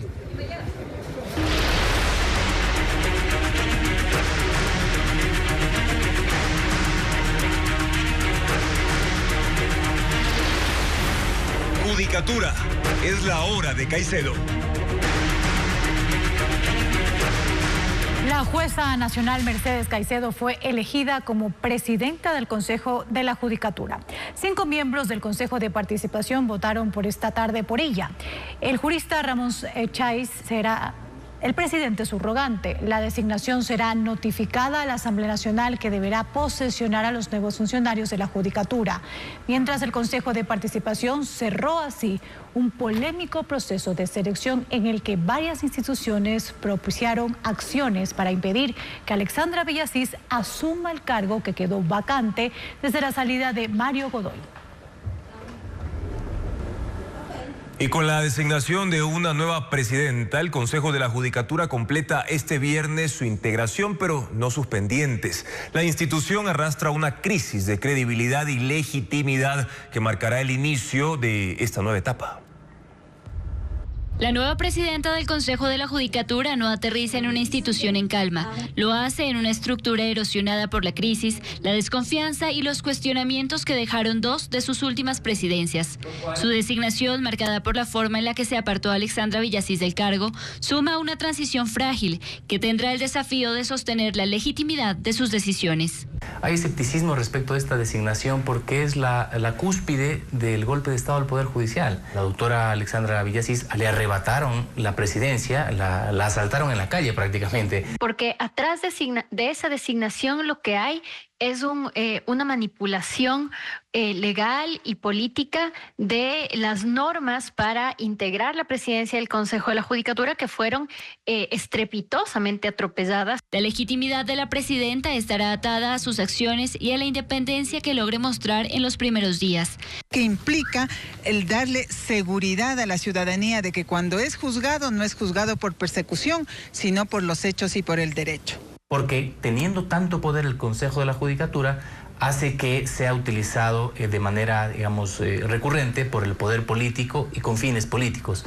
Así que eso es un tema que merece una transformación. De ahí que será crucial una reestructuración interna que permita a la institución cumplir nuevos objetivos y metas que se han arrastrado durante varios años. Una de ellas, el concurso para designar jueces nacionales. La cual ya prácticamente tiene que renovarse casi toda, solamente quedarían los jueces y juezas que están designados para 9 años. Y es necesario que se deje de jugar políticamente con los tiempos. La gestión al frente del Consejo dirá si este es el inicio de una corrección de rumbo o la prolongación de una crisis que ha llevado a la función judicial a una notable desaprobación ciudadana.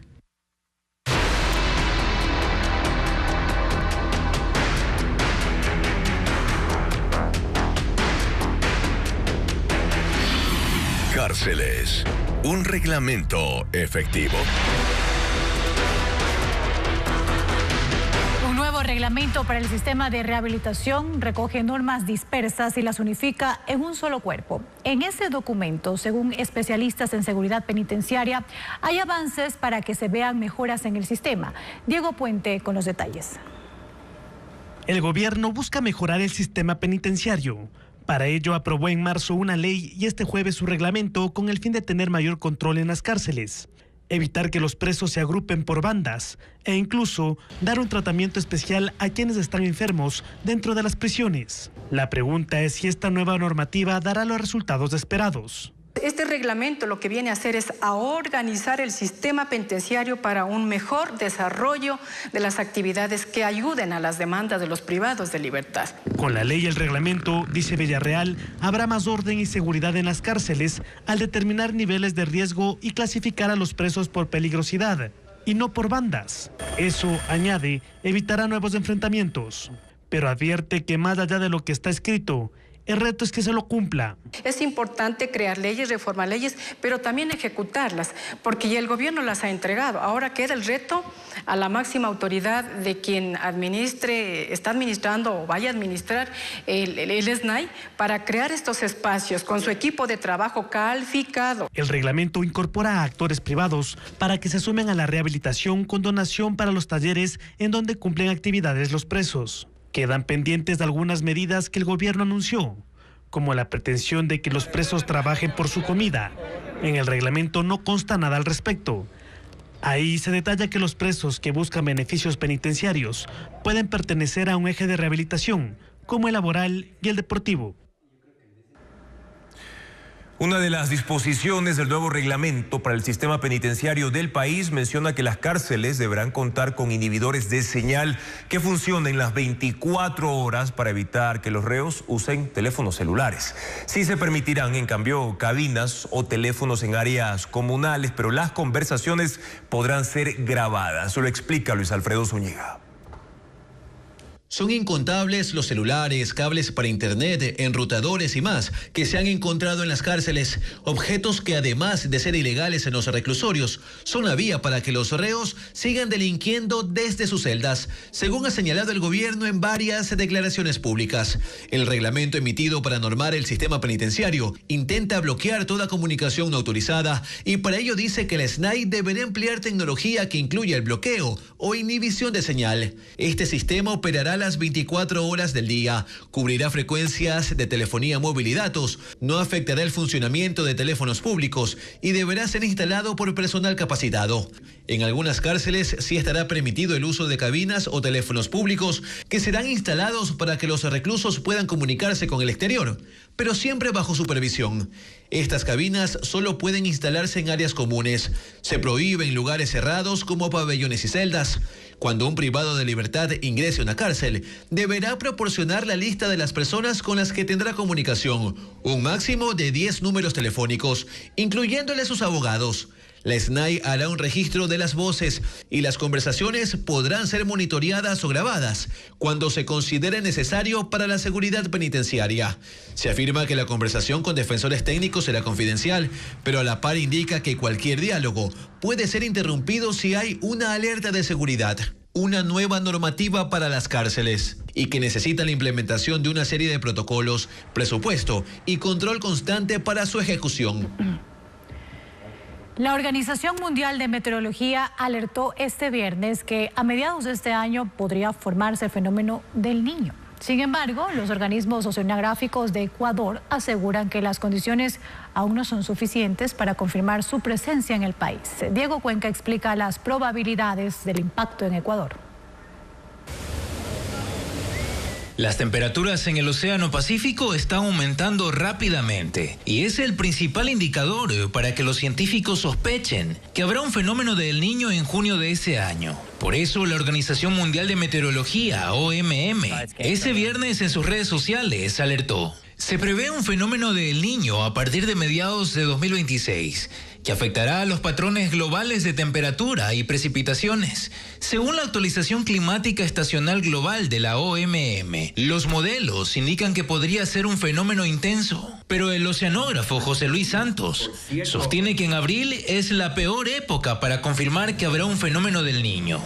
Los pronósticos dicen que posiblemente el calentamiento comience a partir de junio, julio, y obviamente si ese calentamiento comienza y se mantiene, tendríamos un fenómeno del Niño. El Comité Nacional que estudia el fenómeno del Niño en Sudamérica, ERFEN, en un comunicado dijo: el índice ecuatoriano del fenómeno del Niño se mantiene en estado de observación. Esta condición responde a que persisten señales cálidas, pero aún no son suficientes para confirmar su presencia activa. Ese fenómeno se forma en las costas de Australia, que están a 13.700 kilómetros de Ecuador, únicamente cuando la temperatura del mar se calienta y hay cambios en el viento y en la presión atmosférica. Si reúne las condiciones, el Niño puede avanzar hasta impactar en el país.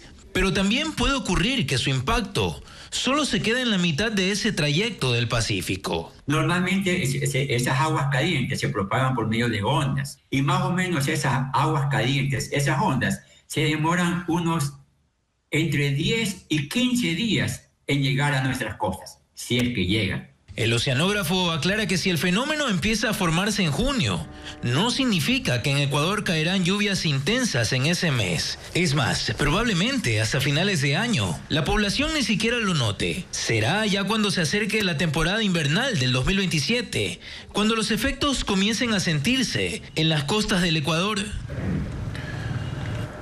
Diana Jacome no será enjuiciada penalmente, así lo decidió el Pleno de la Asamblea Nacional. La legisladora mantiene su inmunidad parlamentaria. Sin embargo, las autoridades de la Asamblea no incluyeron el caso de la legisladora Mónica Palacios y permitieron que sí entre en un proceso judicial. Patricio Díaz explica esta contradicción del oficialismo. No se levantó la inmunidad de la legisladora oficialista Diana Jacome. Se requerían 101 votos y se alcanzaron solo 55 del correísmo. Así Jacome no enfrentará un juicio penal como fue el pedido a la justicia del legislador Juan Andrés González. En sesión virtual, la vicepresidenta Michelle Mancheno no permitió el debate. Solo expuso el oficialista Isaac Solano, que habló por menos de 40 segundos. Esto se sumó a las críticas del correísmo, porque Mancheno no incluyó en la sesión de este viernes la decisión sobre el levantamiento de inmunidad de Mónica Palacios, aun cuando era el último día para responder a la Corte. La ley dispone que si no hay respuesta en 30 días, los jueces deben dar por entendida una autorización.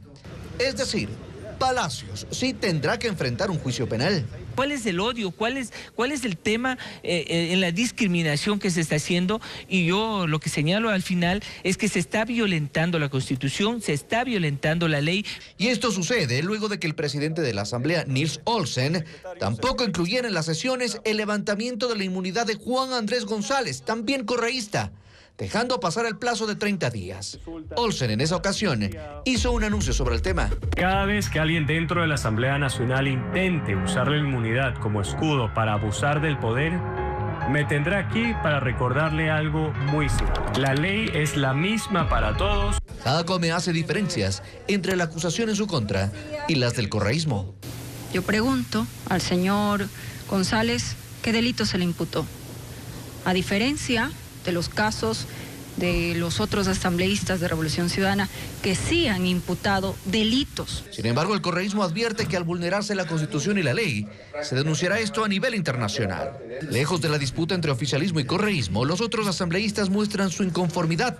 Es urgente el trabajo legislativo, es urgente el trabajo de fiscalización y no enredarnos en discusiones o en peleas políticas. La denuncia contra Mónica Palacios fue presentada por la secretaria de la Administración Pública, Cynthia Gelibert.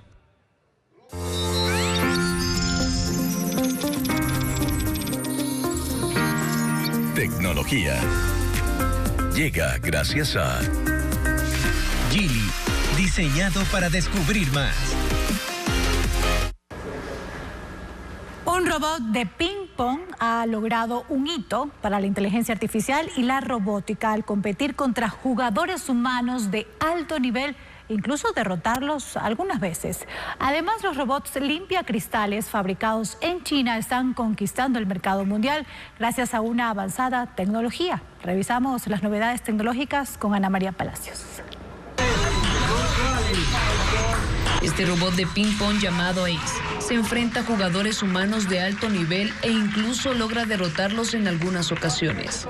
Aunque ya existían robots capaces de practicar este deporte, hasta ahora ninguno había competido contra participantes de esta categoría. Ace ganó 3 de 5 partidos frente a jugadores de élite y perdió 2 con profesionales, el nivel más alto dentro de este deporte. Miles de estudiantes de la República Checa están recibiendo formación en realidad virtual sobre cómo prestar primeros auxilios correctamente, mediante visores y un maniquí. Practican técnicas como la reanimación cardiopulmonar y el control de hemorragias graves. Se espera que hasta 100.000 niños completen este curso único, impartido por la Cruz Roja Checa. Los robots limpiacristales se han convertido en los más demandados en los mercados mundiales, gracias a su avanzada tecnología, su alta potencia de succión y sus algoritmos de inteligencia artificial. Permiten ahorrar tiempo y mejorar la calidad de la limpieza. Además, ya no solo se utilizan en edificios, donde ayudan a reducir riesgos, sino también en oficinas y en los hogares.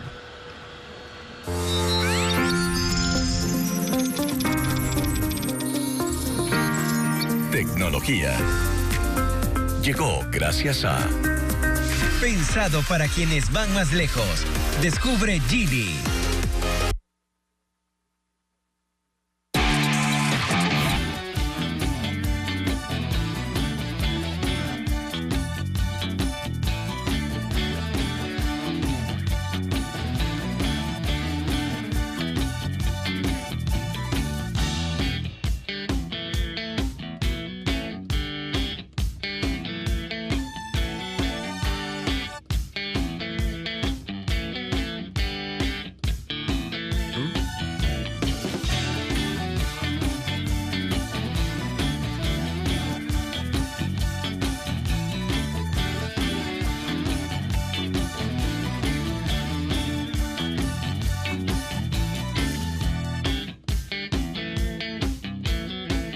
Por si no me conocías, soy Pepita. And I have a dream. Ya sabe cómo es una. Ser la actriz e influencer más pepa del mundo. Yo quiero ser la dura en las redes sociales. Quiero ser la reina. Y poder salir de este barrio.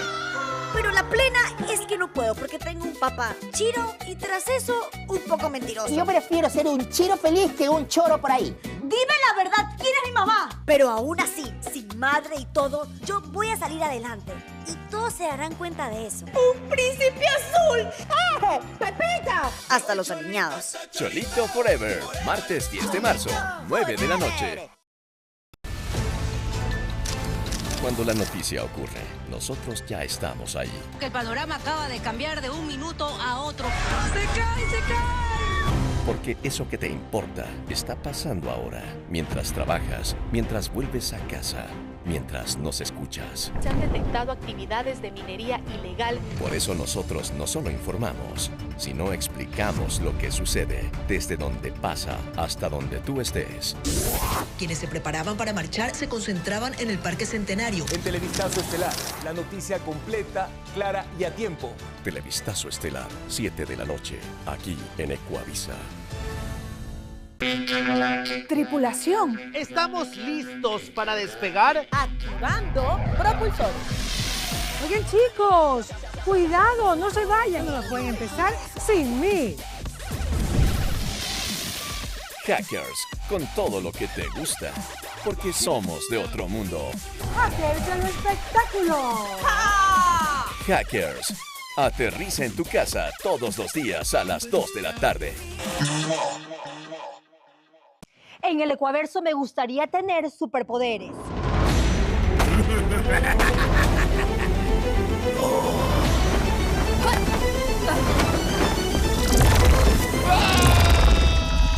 Porque en el Ecuaverso todo es posible. Lluvias intensas continuarán golpeando el litoral ecuatoriano. Si está sucediendo, nosotros ya lo estamos contando. Grupos criminales bloquearon y quemaron buses, tráileres, tras conocer de la muerte de Nemesio Ceguera Cervantes. Porque aquí encuentras información que más te importa. Trabajan en la limpieza de lodo de 5 barrios del cantón Alausí, al sur de Chimborazo. Con inmediatez que necesitas, al instante y en todas nuestras pantallas. Televistazo Estelar, la noticia completa, clara y a tiempo. Televistazo Estelar, 7 de la noche, aquí en Ecuavisa. Tengo una idea millonaria, licenciado. Con nuestro podcast en Llaga Vivita podemos promocionar en Ecuavisa la telenovela El Cholito Forever. Claro. Y con ese paro lo metemos a usted en el noticiero, licenciado. Me gusta. O sea, y yo soy longevo, o sea que hay para largo, porque me gusta siempre la investigación, llegar hasta el meollo del asunto. Y de paso, ya que estamos en eso, dígame quién es la mamá de Pepita. Es que la gente anda preguntando. Es que y yo como lo quiero defender, quiero... Me está llamando don Alfonso. Don Alfonso, ya... Sí, me imagino para darme unos tips. Tips. Sí. Aló, Alfonso. Tips. Alfonsito, ¿cómo está? Cholito Forever, martes 10 de marzo, 9 de la noche. Aníbal nunca descansa. Porque realmente lucha por la justicia. Fueron años de abuso. No voy a dejar que la entierren viva. Pero mientras salva el futuro de miles. ¿Querías testigos? Pues ahora los tiene. Bueno, Matea ganó una beca para estudiar en la Universidad de Columbia y su colegio un laboratorio valorado en $100,000. Ahora envía un mensaje para que más personas se sientan capaces de lograr sus sueños. Hay que dejar de tener esa limitación y esa perspectiva de que somos menos que otros y realmente arriesgarnos a hacer lo que queramos. Yo me arriesgué a hacer un video y nadie iba a pensar que con un video de 2 minutos iba a llegar tan lejos. Bueno, y felicitaciones a Matea por ese logro que nos llena de orgullo. Pero ahora hablamos del Contralor General del Estado, Mauricio Torres, quien modificó un reglamento y restringió así el acceso a la información completa de las declaraciones patrimoniales de funcionarios públicos. Obliga a entregar información personal y que la institución trate los datos de la persona que busque información de algún funcionario del Estado. Las declaraciones no son detalladas y generan una marca de agua con los nombres del solicitante. Por eso Marcelo Espinel, subdirector de la Fundación Ciudadanía y Desarrollo, critica la aplicación de esta medida por parte de la Contraloría. Escuchemos. Lamentablemente, en los últimos años se ha visto una cultura de opacidad en el Estado. Las distintas instituciones que pertenecen al Estado han comenzado a limitar el acceso a la información pública. Esto pues claramente vulnera nuestro derecho de acceso a la información como ciudadanos, pero también termina vulnerando otros derechos como la participación ciudadana y el control social, y pone en desmedro la libertad de expresión a través de limitar el periodismo de investigación. Esto es algo que lo hemos visto de manera mucho más intensa en los últimos años y pues lamentablemente la cultura de opacidad lo que hace es generar la desconfianza en los ciudadanos. No es que los ciudadanos en algún momento decimos qué bueno que estén protegiendo nuestros datos personales, sino lo que decimos es qué es lo que están ocultando, qué es lo que no quieren que nos enteremos. Y mientras el gobierno posterga la posesión de un nuevo ministro de Salud, los pacientes, Andrea, siguen enfrentando las consecuencias del desabastecimiento y la crisis en los hospitales públicos del país. El hijo de Jessica Chuma padece de poliquistiosis e insuficiencia renal desde su nacimiento. Ellos viven en Morona, Santiago, y llegaron a Quito para su tratamiento, pero pagando $50 para su traslado en una ambulancia pública. Ella contó la realidad de quienes necesitan acudir al sistema público de salud. Escuchemos. Hay medicamentos, hay cosas en los hospitales, usted que viene de un montón. No, ni en el hospital de Macas, ni en el hospital Vicente Coronel Moscoso, hasta un triste, guante, gasas, o sea, no hay nada, ni alcohol. No hay nada, ni gel, nada. O sea, todo tengo que comprar yo incluso para las curaciones de catéter de mi bebé, para irse a cirugía, hasta la anestesia, el propofol, todo.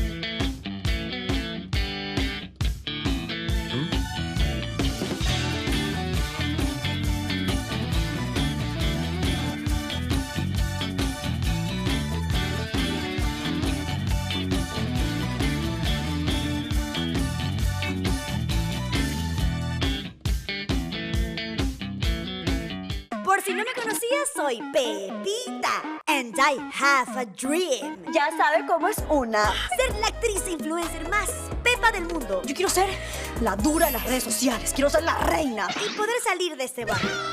Pero la plena es que no puedo porque tengo un papá chiro y tras eso un poco mentiroso. Yo prefiero ser un chiro feliz que un choro por ahí. Dime la verdad, ¿quién es mi mamá? Pero aún así, sin madre y todo, yo voy a salir adelante. Y todos se darán cuenta de eso. ¡Un príncipe azul! ¡Eh! ¡Pepita! Hasta los alineados. Cholito Forever, martes 10 de marzo, 9 de la noche. Cuando la noticia ocurre, nosotros ya estamos ahí. El panorama acaba de cambiar de un minuto a otro. ¡Se cae, se cae! Porque eso que te importa está pasando ahora, mientras trabajas, mientras vuelves a casa, mientras nos escuchas. Se han detectado actividades de minería ilegal. Por eso nosotros no solo informamos, sino explicamos lo que sucede, desde donde pasa hasta donde tú estés. Quienes se preparaban para marchar se concentraban en el Parque Centenario. En Televistazo Estelar, la noticia completa, clara y a tiempo. Televistazo Estelar, 7 de la noche, aquí en Ecuavisa. Tripulación. Estamos listos para despegar. Activando propulsores. Oigan, chicos, cuidado, no se vayan. No pueden empezar sin mí. Hackers, con todo lo que te gusta, porque somos de otro mundo. Hackers del espectáculo. ¡Ja! Hackers, aterriza en tu casa todos los días a las 2 de la tarde. En el Ecuaverso me gustaría tener superpoderes.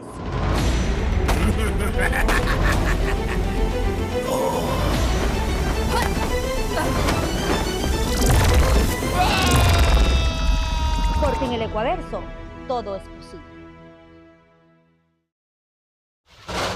Lluvias intensas continuarán golpeando el litoral ecuatoriano. Si está sucediendo, nosotros ya lo estamos contando. Grupos criminales bloquearon y quemaron buses, tráiler, tras conocer de la muerte de Nemesio Ceguera Cervantes. Porque aquí encuentras información que más te importa. Trabajan en la limpieza de lodo de 5 barrios del cantón Alausí, al sur de Chimborazo. Con inmediatez que necesitas, al instante y en todas nuestras pantallas. Televistazo Estelar, la noticia completa, clara y a tiempo. Televistazo Estelar, 7 de la noche, aquí en Ecuavisa. Tengo una idea millonaria, licenciado. Con nuestro podcast en Yaga Vivita podemos promocionar en Ecuavisa la telenovela El Cholito Forever. Claro. Y con ese paro lo metemos a usted en el noticiero, licenciado. Me gusta.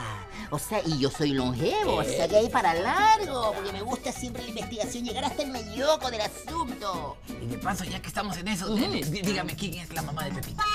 Es que la gente anda preguntando. Es que y yo como lo quiero defender, quiero... Seguimos con más. Este fin de semana los centros de movilización acogen a miles de aspirantes de diversas ciudades ecuatorianas para garantizar su ingreso al acuartelamiento voluntario. Paul Romero está en el fuerte militar El Pintado en el sur de Quito. Paul, te saludamos en vivo a esta hora. ¿Desde aproximadamente qué hora hay afluencia de aspirantes en ese lugar? Y cuéntanos también cómo se va a desarrollar este proceso. ¿Qué tal, Juan Carlos? Bueno, la expectativa es grande. Aquí las personas llegaron pasado ya el mediodía y a esta hora existe una fila bastante larga. Son jóvenes entre 18 y 21 años que son los de la leva del 2007 que han llegado a este sitio para tratar de llegar primeros. El proceso de acuartelamiento convocado por el Comando Conjunto de las Fuerzas Armadas es a partir de las 7 de la mañana a escala nacional.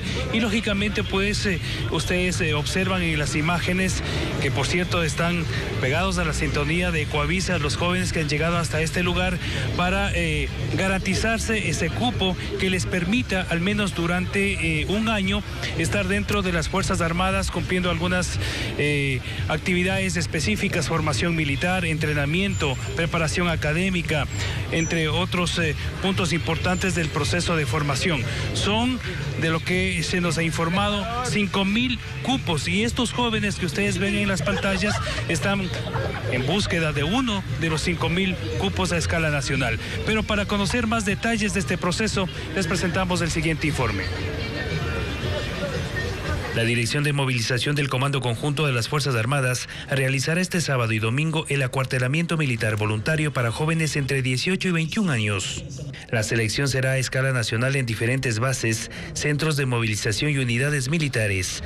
Para este año los aspirantes serán distribuidos 4.400 para el Ejército, 400 a la Marina y 200 a la Fuerza Aérea, en total 5.000 cupos.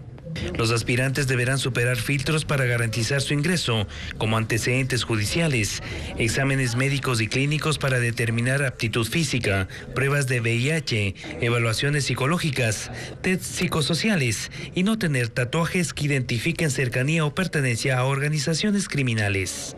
El servicio militar voluntario será de 1 año. Recibirán instrucción para conocimiento y manejo de armas, primeros auxilios, derechos humanos, fortalecimiento de valores cívicos, preparación física y psicológica. Tendrán algunos beneficios como bonificación mensual de $200, seguro de vida y acceso al plan de carrera como reservista de las Fuerzas Armadas. Para el acuartelamiento deberán presentar la cédula de identidad y el formulario de registro en línea impreso que terminó el 25 de abril. Paula, además del formulario y la cédula de identidad, como lo acababas de mencionar en el reportaje, ¿cuáles son los otros requisitos que ellos deben tener para poder ingresar al acuartelamiento oficialmente? Claro, primero es el registro impreso, esto estuvo habilitado hasta el mes pasado y lógicamente tienen que en el análisis aquí dentro del proceso de calificación pasar, por ejemplo, por una investigación previa de procesos o antecedentes penales, además también que no tengan tatuajes, que tengan cercanía, vinculación con alguna organización criminal, entre otros puntos importantes. ¿A qué hora llegaron ustedes, jóvenes? ¿De dónde vienes tú? Venimos de Manta y llegamos a las 7:30 de la mañana. Desde las 7:30 de la mañana ya eres uno de los primeros. ¿Cuál es tu objetivo? Si es posible, ingresar al cuartelamiento y permitirme lograr mis objetivos, que es aquí. ¿Entrar a las Fuerzas Armadas? Sí, entrar a las Fuerzas Armadas. ¿Y tú tienes todos los papeles en regla para ingresar? Sí, tengo todo en regla para ingresar. ¿Cómo? ¿Ya te inscribiste en la página del Comando Conjunto? Sí, todo. Me inscribí antes de venir por acá, yo me inscribí en todo. ¿Cuál es tu propósito? ¿Hacer el año de conscripción o seguir la carrera militar? Si Dios lo permite, seguir la carrera de militar. Muy bien. ¿Y tú desde dónde vienes? Yo vengo de Esmeralda. De Esmeraldas. ¿Cuál es tu propósito, tu objetivo? ¿A qué hora llegaste? Primero cumplir mi sueño, estar aquí y bueno, darle orgullo a mi padre que me está viendo también en la televisión y que se sienta feliz que soy un chico de bien. Muy bien.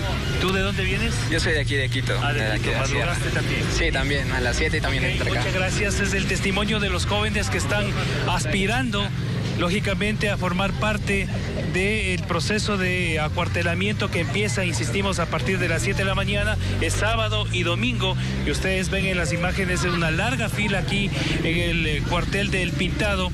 Han llegado con cobijas, también con carpas, ellos van a pasar aquí la noche y madrugada a la intemperie. Está el informe, compañeros. Una fila extensa. Estaremos pendientes de cómo se llevará a cabo este proceso de acuartelamiento este fin de semana para la leva del 2007 que les permitirá a 5.000 jóvenes estar un año en las Fuerzas Armadas. Gracias a Paul Romero por esta información. Cambiamos de tema ahora para contarles que el problema para obtener turnos también afecta a los hospitales de la policía. Pacientes aseguran que deben madrugar a las 2 de la mañana para intentar conseguir una cita. La mayoría son adultos mayores. A esta situación se suma la falta de especialistas que limita aún más el acceso a la atención médica, como lo detalla Carla Delgado. De que el señor jefe del conseguir un turno médico se ha convertido en una carrera contra el tiempo, incluso en hospitales de la Policía Nacional. En Quito, desde la madrugada, pacientes, en su mayoría adultos mayores, hacen largas filas con la esperanza de ser atendidos y en horarios poco habituales. Así nos encontramos. Imagínense, tenemos que madrugar antes de las 2 de la mañana. Los pasillos se llenan de pacientes. La alta demanda provoca que muchos tengan que esperar incluso en el piso. Con ponchos y cobijas intentan soportar el frío de la madrugada. Hemos aportado durante más de 33 años y no tengamos derecho a la salud digna. Le pido a las autoridades, al gobierno, que tomen cartas en el asunto. Muchos llegan hasta aquí porque aseguran que el call center no les da respuesta. Yo he hecho en mi caso como 260 llamadas y nunca tuve respuesta. Según personal médico que prefirió no ser identificado, parte del problema es la falta de especialistas. Por ejemplo, hay un solo médico en traumatología de columna y en cirugía vascular.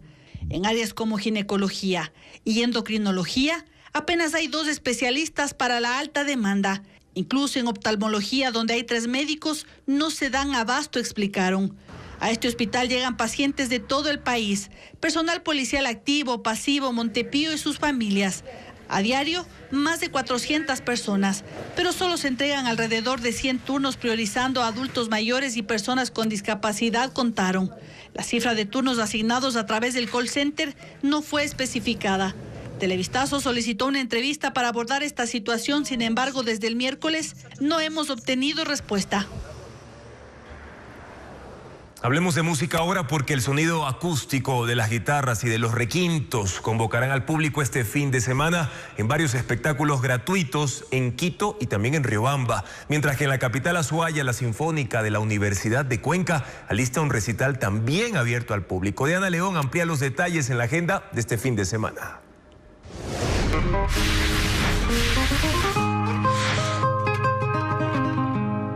El guitarrista mexicano Christopher Avilés ofrecerá este sábado la función de clausura del Encuentro de Guitarras 2026, que se desarrolla en la capital. Estará acompañado por el Ensamble de Guitarras Quito. El ingreso es libre, previa descarga de entradas del sitio web del Teatro Sucre.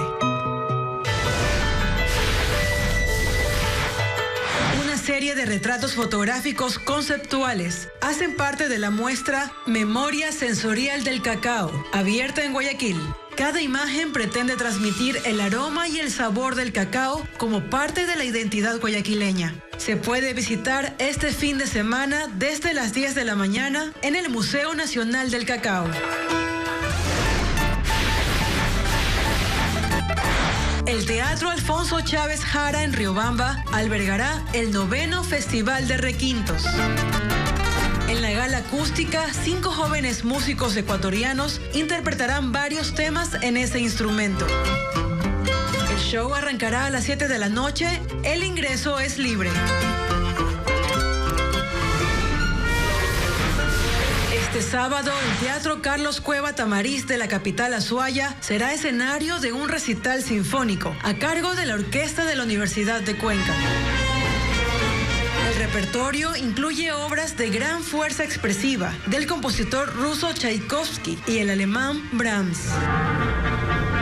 La función empezará a las 8 de la noche. La entrada es libre. El pasado 16 de abril en nuestro noticiero emitimos un reportaje sobre la reinstalación de la audiencia del caso Petroecuador que investiga un presunto soborno. Debido a un lapsus, graficamos esa nota con imágenes de archivo del allanamiento al domicilio del señor Jorge Cisneros Ortega, exgerente de Comercio Internacional de Petroecuador, entre abril y noviembre de 2017. En el allanamiento a la vivienda del señor Jorge Cisneros, ocurrido en 2022, no encontraron indicios, por lo que él no ha sido procesado por la justicia. Televistazo presenta las excusas correspondientes y lamenta la confusión.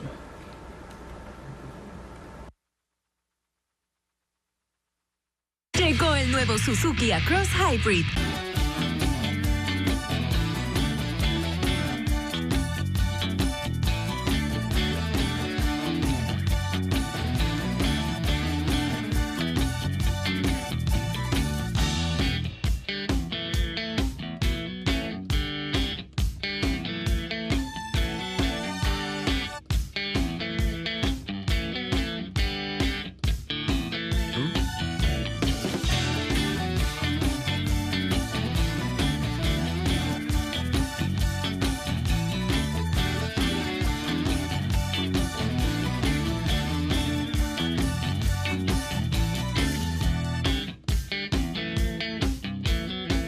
Por si no me conocías, soy Pepita. And I have a dream. Ya sabe cómo es una. Ser la actriz e influencer más pepa del mundo. Yo quiero ser la dura en las redes sociales. Quiero ser la reina. Y poder salir de este barrio Pero la plena es que no puedo porque tengo un papá chiro y tras eso un poco mentiroso. Yo prefiero ser un chiro feliz que un choro por ahí. Dime la verdad, ¿quién es mi mamá? Pero aún así, sin madre y todo, yo voy a salir adelante. Y todos se darán cuenta de eso. ¡Un príncipe azul! ¡Eh! ¡Pepita! Hasta los alineados. Cholito Forever, martes 10 de marzo, 9 de la noche. Cuando la noticia ocurre, nosotros ya estamos ahí. El panorama acaba de cambiar de un minuto a otro. ¡Se cae, se cae! Porque eso que te importa está pasando ahora, mientras trabajas, mientras vuelves a casa, mientras nos escuchas. Se han detectado actividades de minería ilegal. Por eso nosotros no solo informamos, sino explicamos lo que sucede, desde donde pasa hasta donde tú estés. Quienes se preparaban para marchar se concentraban en el Parque Centenario. En Televistazo Estelar, la noticia completa, clara y a tiempo. Televistazo Estelar, 7 de la noche, aquí en Ecuavisa. Tripulación. Estamos listos para despegar. Activando propulsores. Oigan, chicos, cuidado, no se vayan. No pueden empezar sin mí. Hackers, con todo lo que te gusta, porque somos de otro mundo. Hackers del espectáculo. ¡Ah! Hackers, aterriza en tu casa todos los días a las 2 de la tarde. En el Ecuaverso me gustaría tener superpoderes.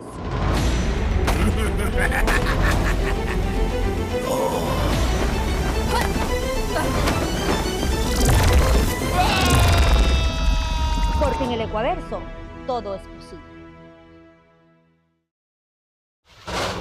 Lluvias intensas continuarán golpeando el litoral ecuatoriano. Y está sucediendo, nosotros ya lo estamos contando. Grupos criminales bloquearon y quemaron buses, tráiler, tras conocer de la muerte de Nemesio Ceguera Cervantes. Porque aquí, mucha atención porque para este fin de semana hay novedades en el clima, principalmente para la costa y parte de la Sierra Sur. El INAMI asegura que habrá un incremento de la humedad, por lo que las altas temperaturas se mantendrán. También se pronostican lluvias. Además, Diego Cuenca informa que el INOCAR alerta de un oleaje. Para este fin de semana está previsto que la humedad se incremente en las provincias del sur del país, es decir, el calor predominará en la costa. También caerán lluvias de variable intensidad que alcanzarán el sur de la sierra, según el pronóstico del Instituto Nacional de Meteorología e Hidrología INAMI. Esa entidad señala que durante el día las temperaturas pueden alcanzar los 34 grados, acompañadas de alta radiación ultravioleta. En medio de esas alteraciones climáticas, el Instituto Oceanográfico de la Armada INOCARE alerta que este fin de semana el mar estará agitado. Se prevé un oleaje con alta energía. Eso significa que las olas en las playas alcanzará una altura de 1,70 m, principalmente en las provincias de Santa Elena y Manabí. En Galápagos, las olas superarán los 2 metros de alto. A tener mucho cuidado, y desde el jueves de la próxima semana Ecuador tendrá un feriado de 4 días. Santa Elena, por supuesto, es uno de los destinos más visitados en la costa. Estefanía Arias continúa en esa provincia ahora para contarnos cómo se alista el sector turístico para recibir a miles de visitantes. Estefanía, adelante. Así es, ya en menos de una semana comienza este feriado por el 1 de mayo, que recordemos se extendió y comenzará desde el jueves 30 de abril. Santa Elena y otros balnearios de la provincia de Santa Elena también ya se alistan para este feriado de 4 días. Y recordemos que precisamente Salinas, donde nosotros estamos aquí en el malecón de Salinas, es uno de los destinos más visitados por parte de los turistas del país y por supuesto también de turistas internacionales. Ellos llegan hasta acá para disfrutar de las playas y bueno, aquí también nos comenta el vicepresidente de la Cámara de Turismo, Luis Tenempaguay, que ellos por supuesto ya alistan una agenda festiva, una variedad de actividades para poder llamar al turista. Luis, buenas noches. ¿Cómo está? Muy buenas noches. Así es, efectivamente ya estamos listos y preparados para esperar este muy buen feriado o último feriado, como podemos determinarlo. En este caso, pues el sector productivo, el sector hotelero, las operadoras y todo lo que es turismo, estamos ya al 100% en poder recibir a todos los turistas. Lamentablemente tenemos un toque de queda que sí va a afectar al sector turístico. Pero ahora, bueno, hay que recordarle igual al televidente que el toque de queda comienza el domingo 3 de mayo, es decir, el último día del feriado de la otra semana. Sin embargo, lo que usted nos comentaba es que ya la ocupación hotelera está en un 20%, pero ¿esperan que la próxima semana aumente y llame al turista? Por supuesto, todavía tenemos la esperanza de llegar por lo menos a un 50%, ya que este feriado en todos los años no ha sido tan bueno porque ha sido feriado de un día, en la cual la gente viene en la mañana y se va en la noche, pero ya hasta ahorita llevamos un 20% que es muy bueno para el sector hotelero. ¿Qué promociones están ustedes realizando para llamar al turista acá a la provincia? Por ser el último feriado estamos haciendo el 3x1, si usted tiene reserva de 3 días, el cuarto día es gratis. ¿Cuánto estiman que lleguen acá? ¿Cuántas personas durante los próximos días o el próximo feriado?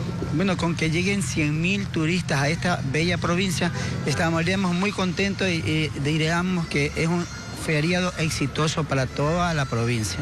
Y recordemos que él menciona el último. ¿Por qué? Porque bueno, ya la próxima semana, luego del feriado, el domingo 3 inicia el toque de queda y ya el lunes la mayoría pues de los estudiantes vuelven a clases. Pero acá en el balneario, acá en los balnearios, en las distintas playas de la provincia de Santa Elena, pues ya tienen listo una agenda variada de actividades para toda la familia.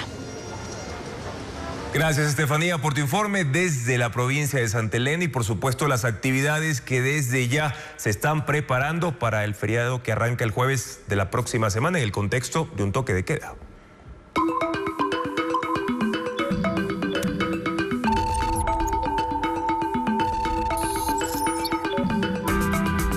El radar digital llega gracias a NetLife. El estreno mundial de la película de Michael Jackson ha sido todo un acontecimiento para sus fans. En redes sociales, los comentarios no se han hecho esperar. Además, sucede un fenómeno generacional. A las salas de cine llegan niños disfrazados del rey del pop y adolescentes que, pese a su juventud, han escuchado temas icónicos de los 80 y 90.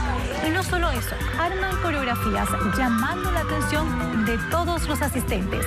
Los videos que alcanzan el 1.000.000 de reproducciones se han vuelto tendencia y los usuarios utilizan el hashtag #MichaelLaPelícula, fans y estreno para subirlos a las plataformas digitales. La cinta, interpretada por el sobrino de Michael Jackson, Papa Jackson, se basa en la biografía del cantante, llevando a los amantes del rey del pop a revivir los temas clásicos del artista que nunca pasan de moda. Una escena insólita se volvió viral en cuestión de horas. Una mujer que conducía una camioneta de gran tamaño aplasta un Lamborghini en plena vía, desatando millones de reacciones en redes sociales.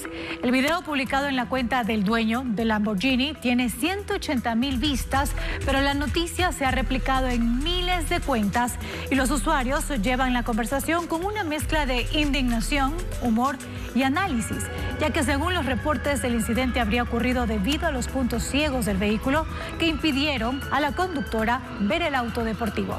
Un costoso y desafortunado accidente que no dejó heridos.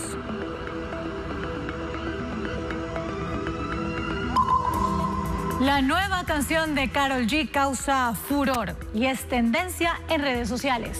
El punto más llamativo es la colaboración que ha conseguido la cantante del género reggaetón, nada más y nada menos que con Cigarettes After Sex, la agrupación conocida por su música indie rock. La canción, que se titula Después de ti, ha enloquecido a sus fanáticos y en redes se escriben palabras de agradecimiento a la cantante, pues la letra toca las fibras emocionales.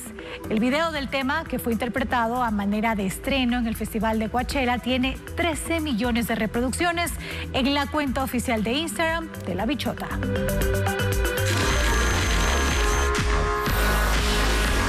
En la alfombra roja es auspiciado por Extreme.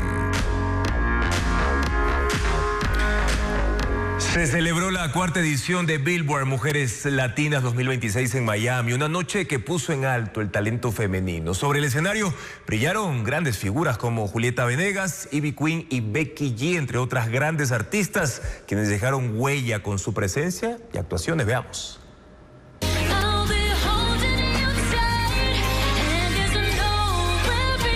La cantante española Rosalía se llevó el reconocimiento a Mujer del Año en la gala de Billboard Mujeres Latinas 2026. Aunque no pudo asistir debido a su gira de conciertos, la artista envió un emotivo mensaje de agradecimiento. Es tremendo honor recibirlo. Yo no sería quien soy de no ser por todas las mujeres que he leído, que he escuchado, que he conocido.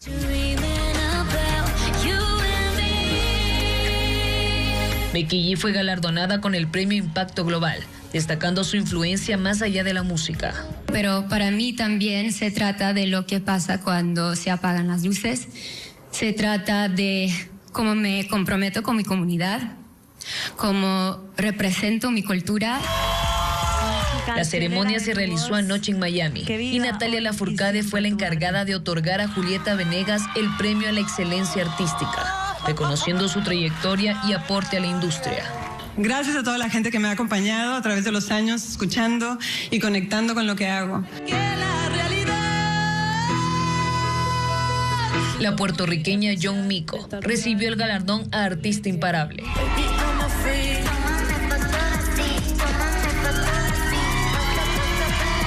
Joy Huerta fue reconocida por su espíritu de cambio. Y si algo he aprendido es que cambiar al mundo no siempre es un acto enorme. Empieza en lo pequeño, empieza en cómo nos hablamos. El cierre estuvo a cargo de Ivy Queen, quien recibió el premio Pionera poniendo el broche de oro a una velada que reconoció el aporte y el talento de mujeres latinas. Yo quiero bailar, tú quieres sudar y pégate a mí, el cuerpo a rozar y yo te digo sí, tú no puedes. En la alfombra roja fue auspiciado por Extreme. El Día Internacional del Libro, que se conmemora cada 23 de abril, se convirtió en una celebración inclusiva en Guayaquil con un concurso en la sala Braille de la Biblioteca Municipal. Mientras que en otras se aprovechó la fecha para inaugurar un nuevo espacio con unos 3.000 libros. Diana León con el reporte de esta fiesta literaria. La celebración por el Día Internacional del Libro se volvió inclusiva en la Biblioteca Municipal de Guayaquil. Ahí se realizó este jueves un concurso de lectura para personas no videntes. El objetivo de nosotros es incentivar, motivar, invitar a los compañeros a que sigamos manteniendo esa cultura, sigamos teniendo ese hábito a la lectura en braille. Fuera de esta programación especial, la sala Braille cuenta con cientos de textos impresos en el sistema de lectura universal para personas con discapacidad visual. Mientras que en la Biblioteca de las Artes, más de 3.000 nuevos libros se integraron a su catálogo permanente, con la inauguración del fondo Gilda Holst, con textos en distintos géneros literarios donados por la familia de la fallecida escritora. El MAC Cine de Guayaquil se sumó a los homenajes por el Día del Libro con la proyección del documental María Moliner Tendiendo Palabras. María Moliner fue la autora del Diccionario de Uso del Español. Ella dirigió bibliotecas y creó un plan ambicioso para llevar los libros, la lectura, la cultura a todos los espacios rurales de España. Así, en el Día Internacional del Libro, estas instituciones invitaron a reflexionar en la lectura como un derecho fundamental para todos. Así llegamos a la parte final de nuestra entrega informativa. Gracias, amigos, siempre por su confianza y sintonía. Mañana las pantallas de Ecuavisa se llenan de fútbol con el partido entre Mushuk Runa y Deportivo Cuenca desde las 11:45 de la mañana. Y siempre les recordamos que en ecuavisa.com, Ecuavisa Play y por supuesto en nuestras cuentas de las redes sociales las noticias se actualizan minuto a minuto durante este fin de semana. Información verificada.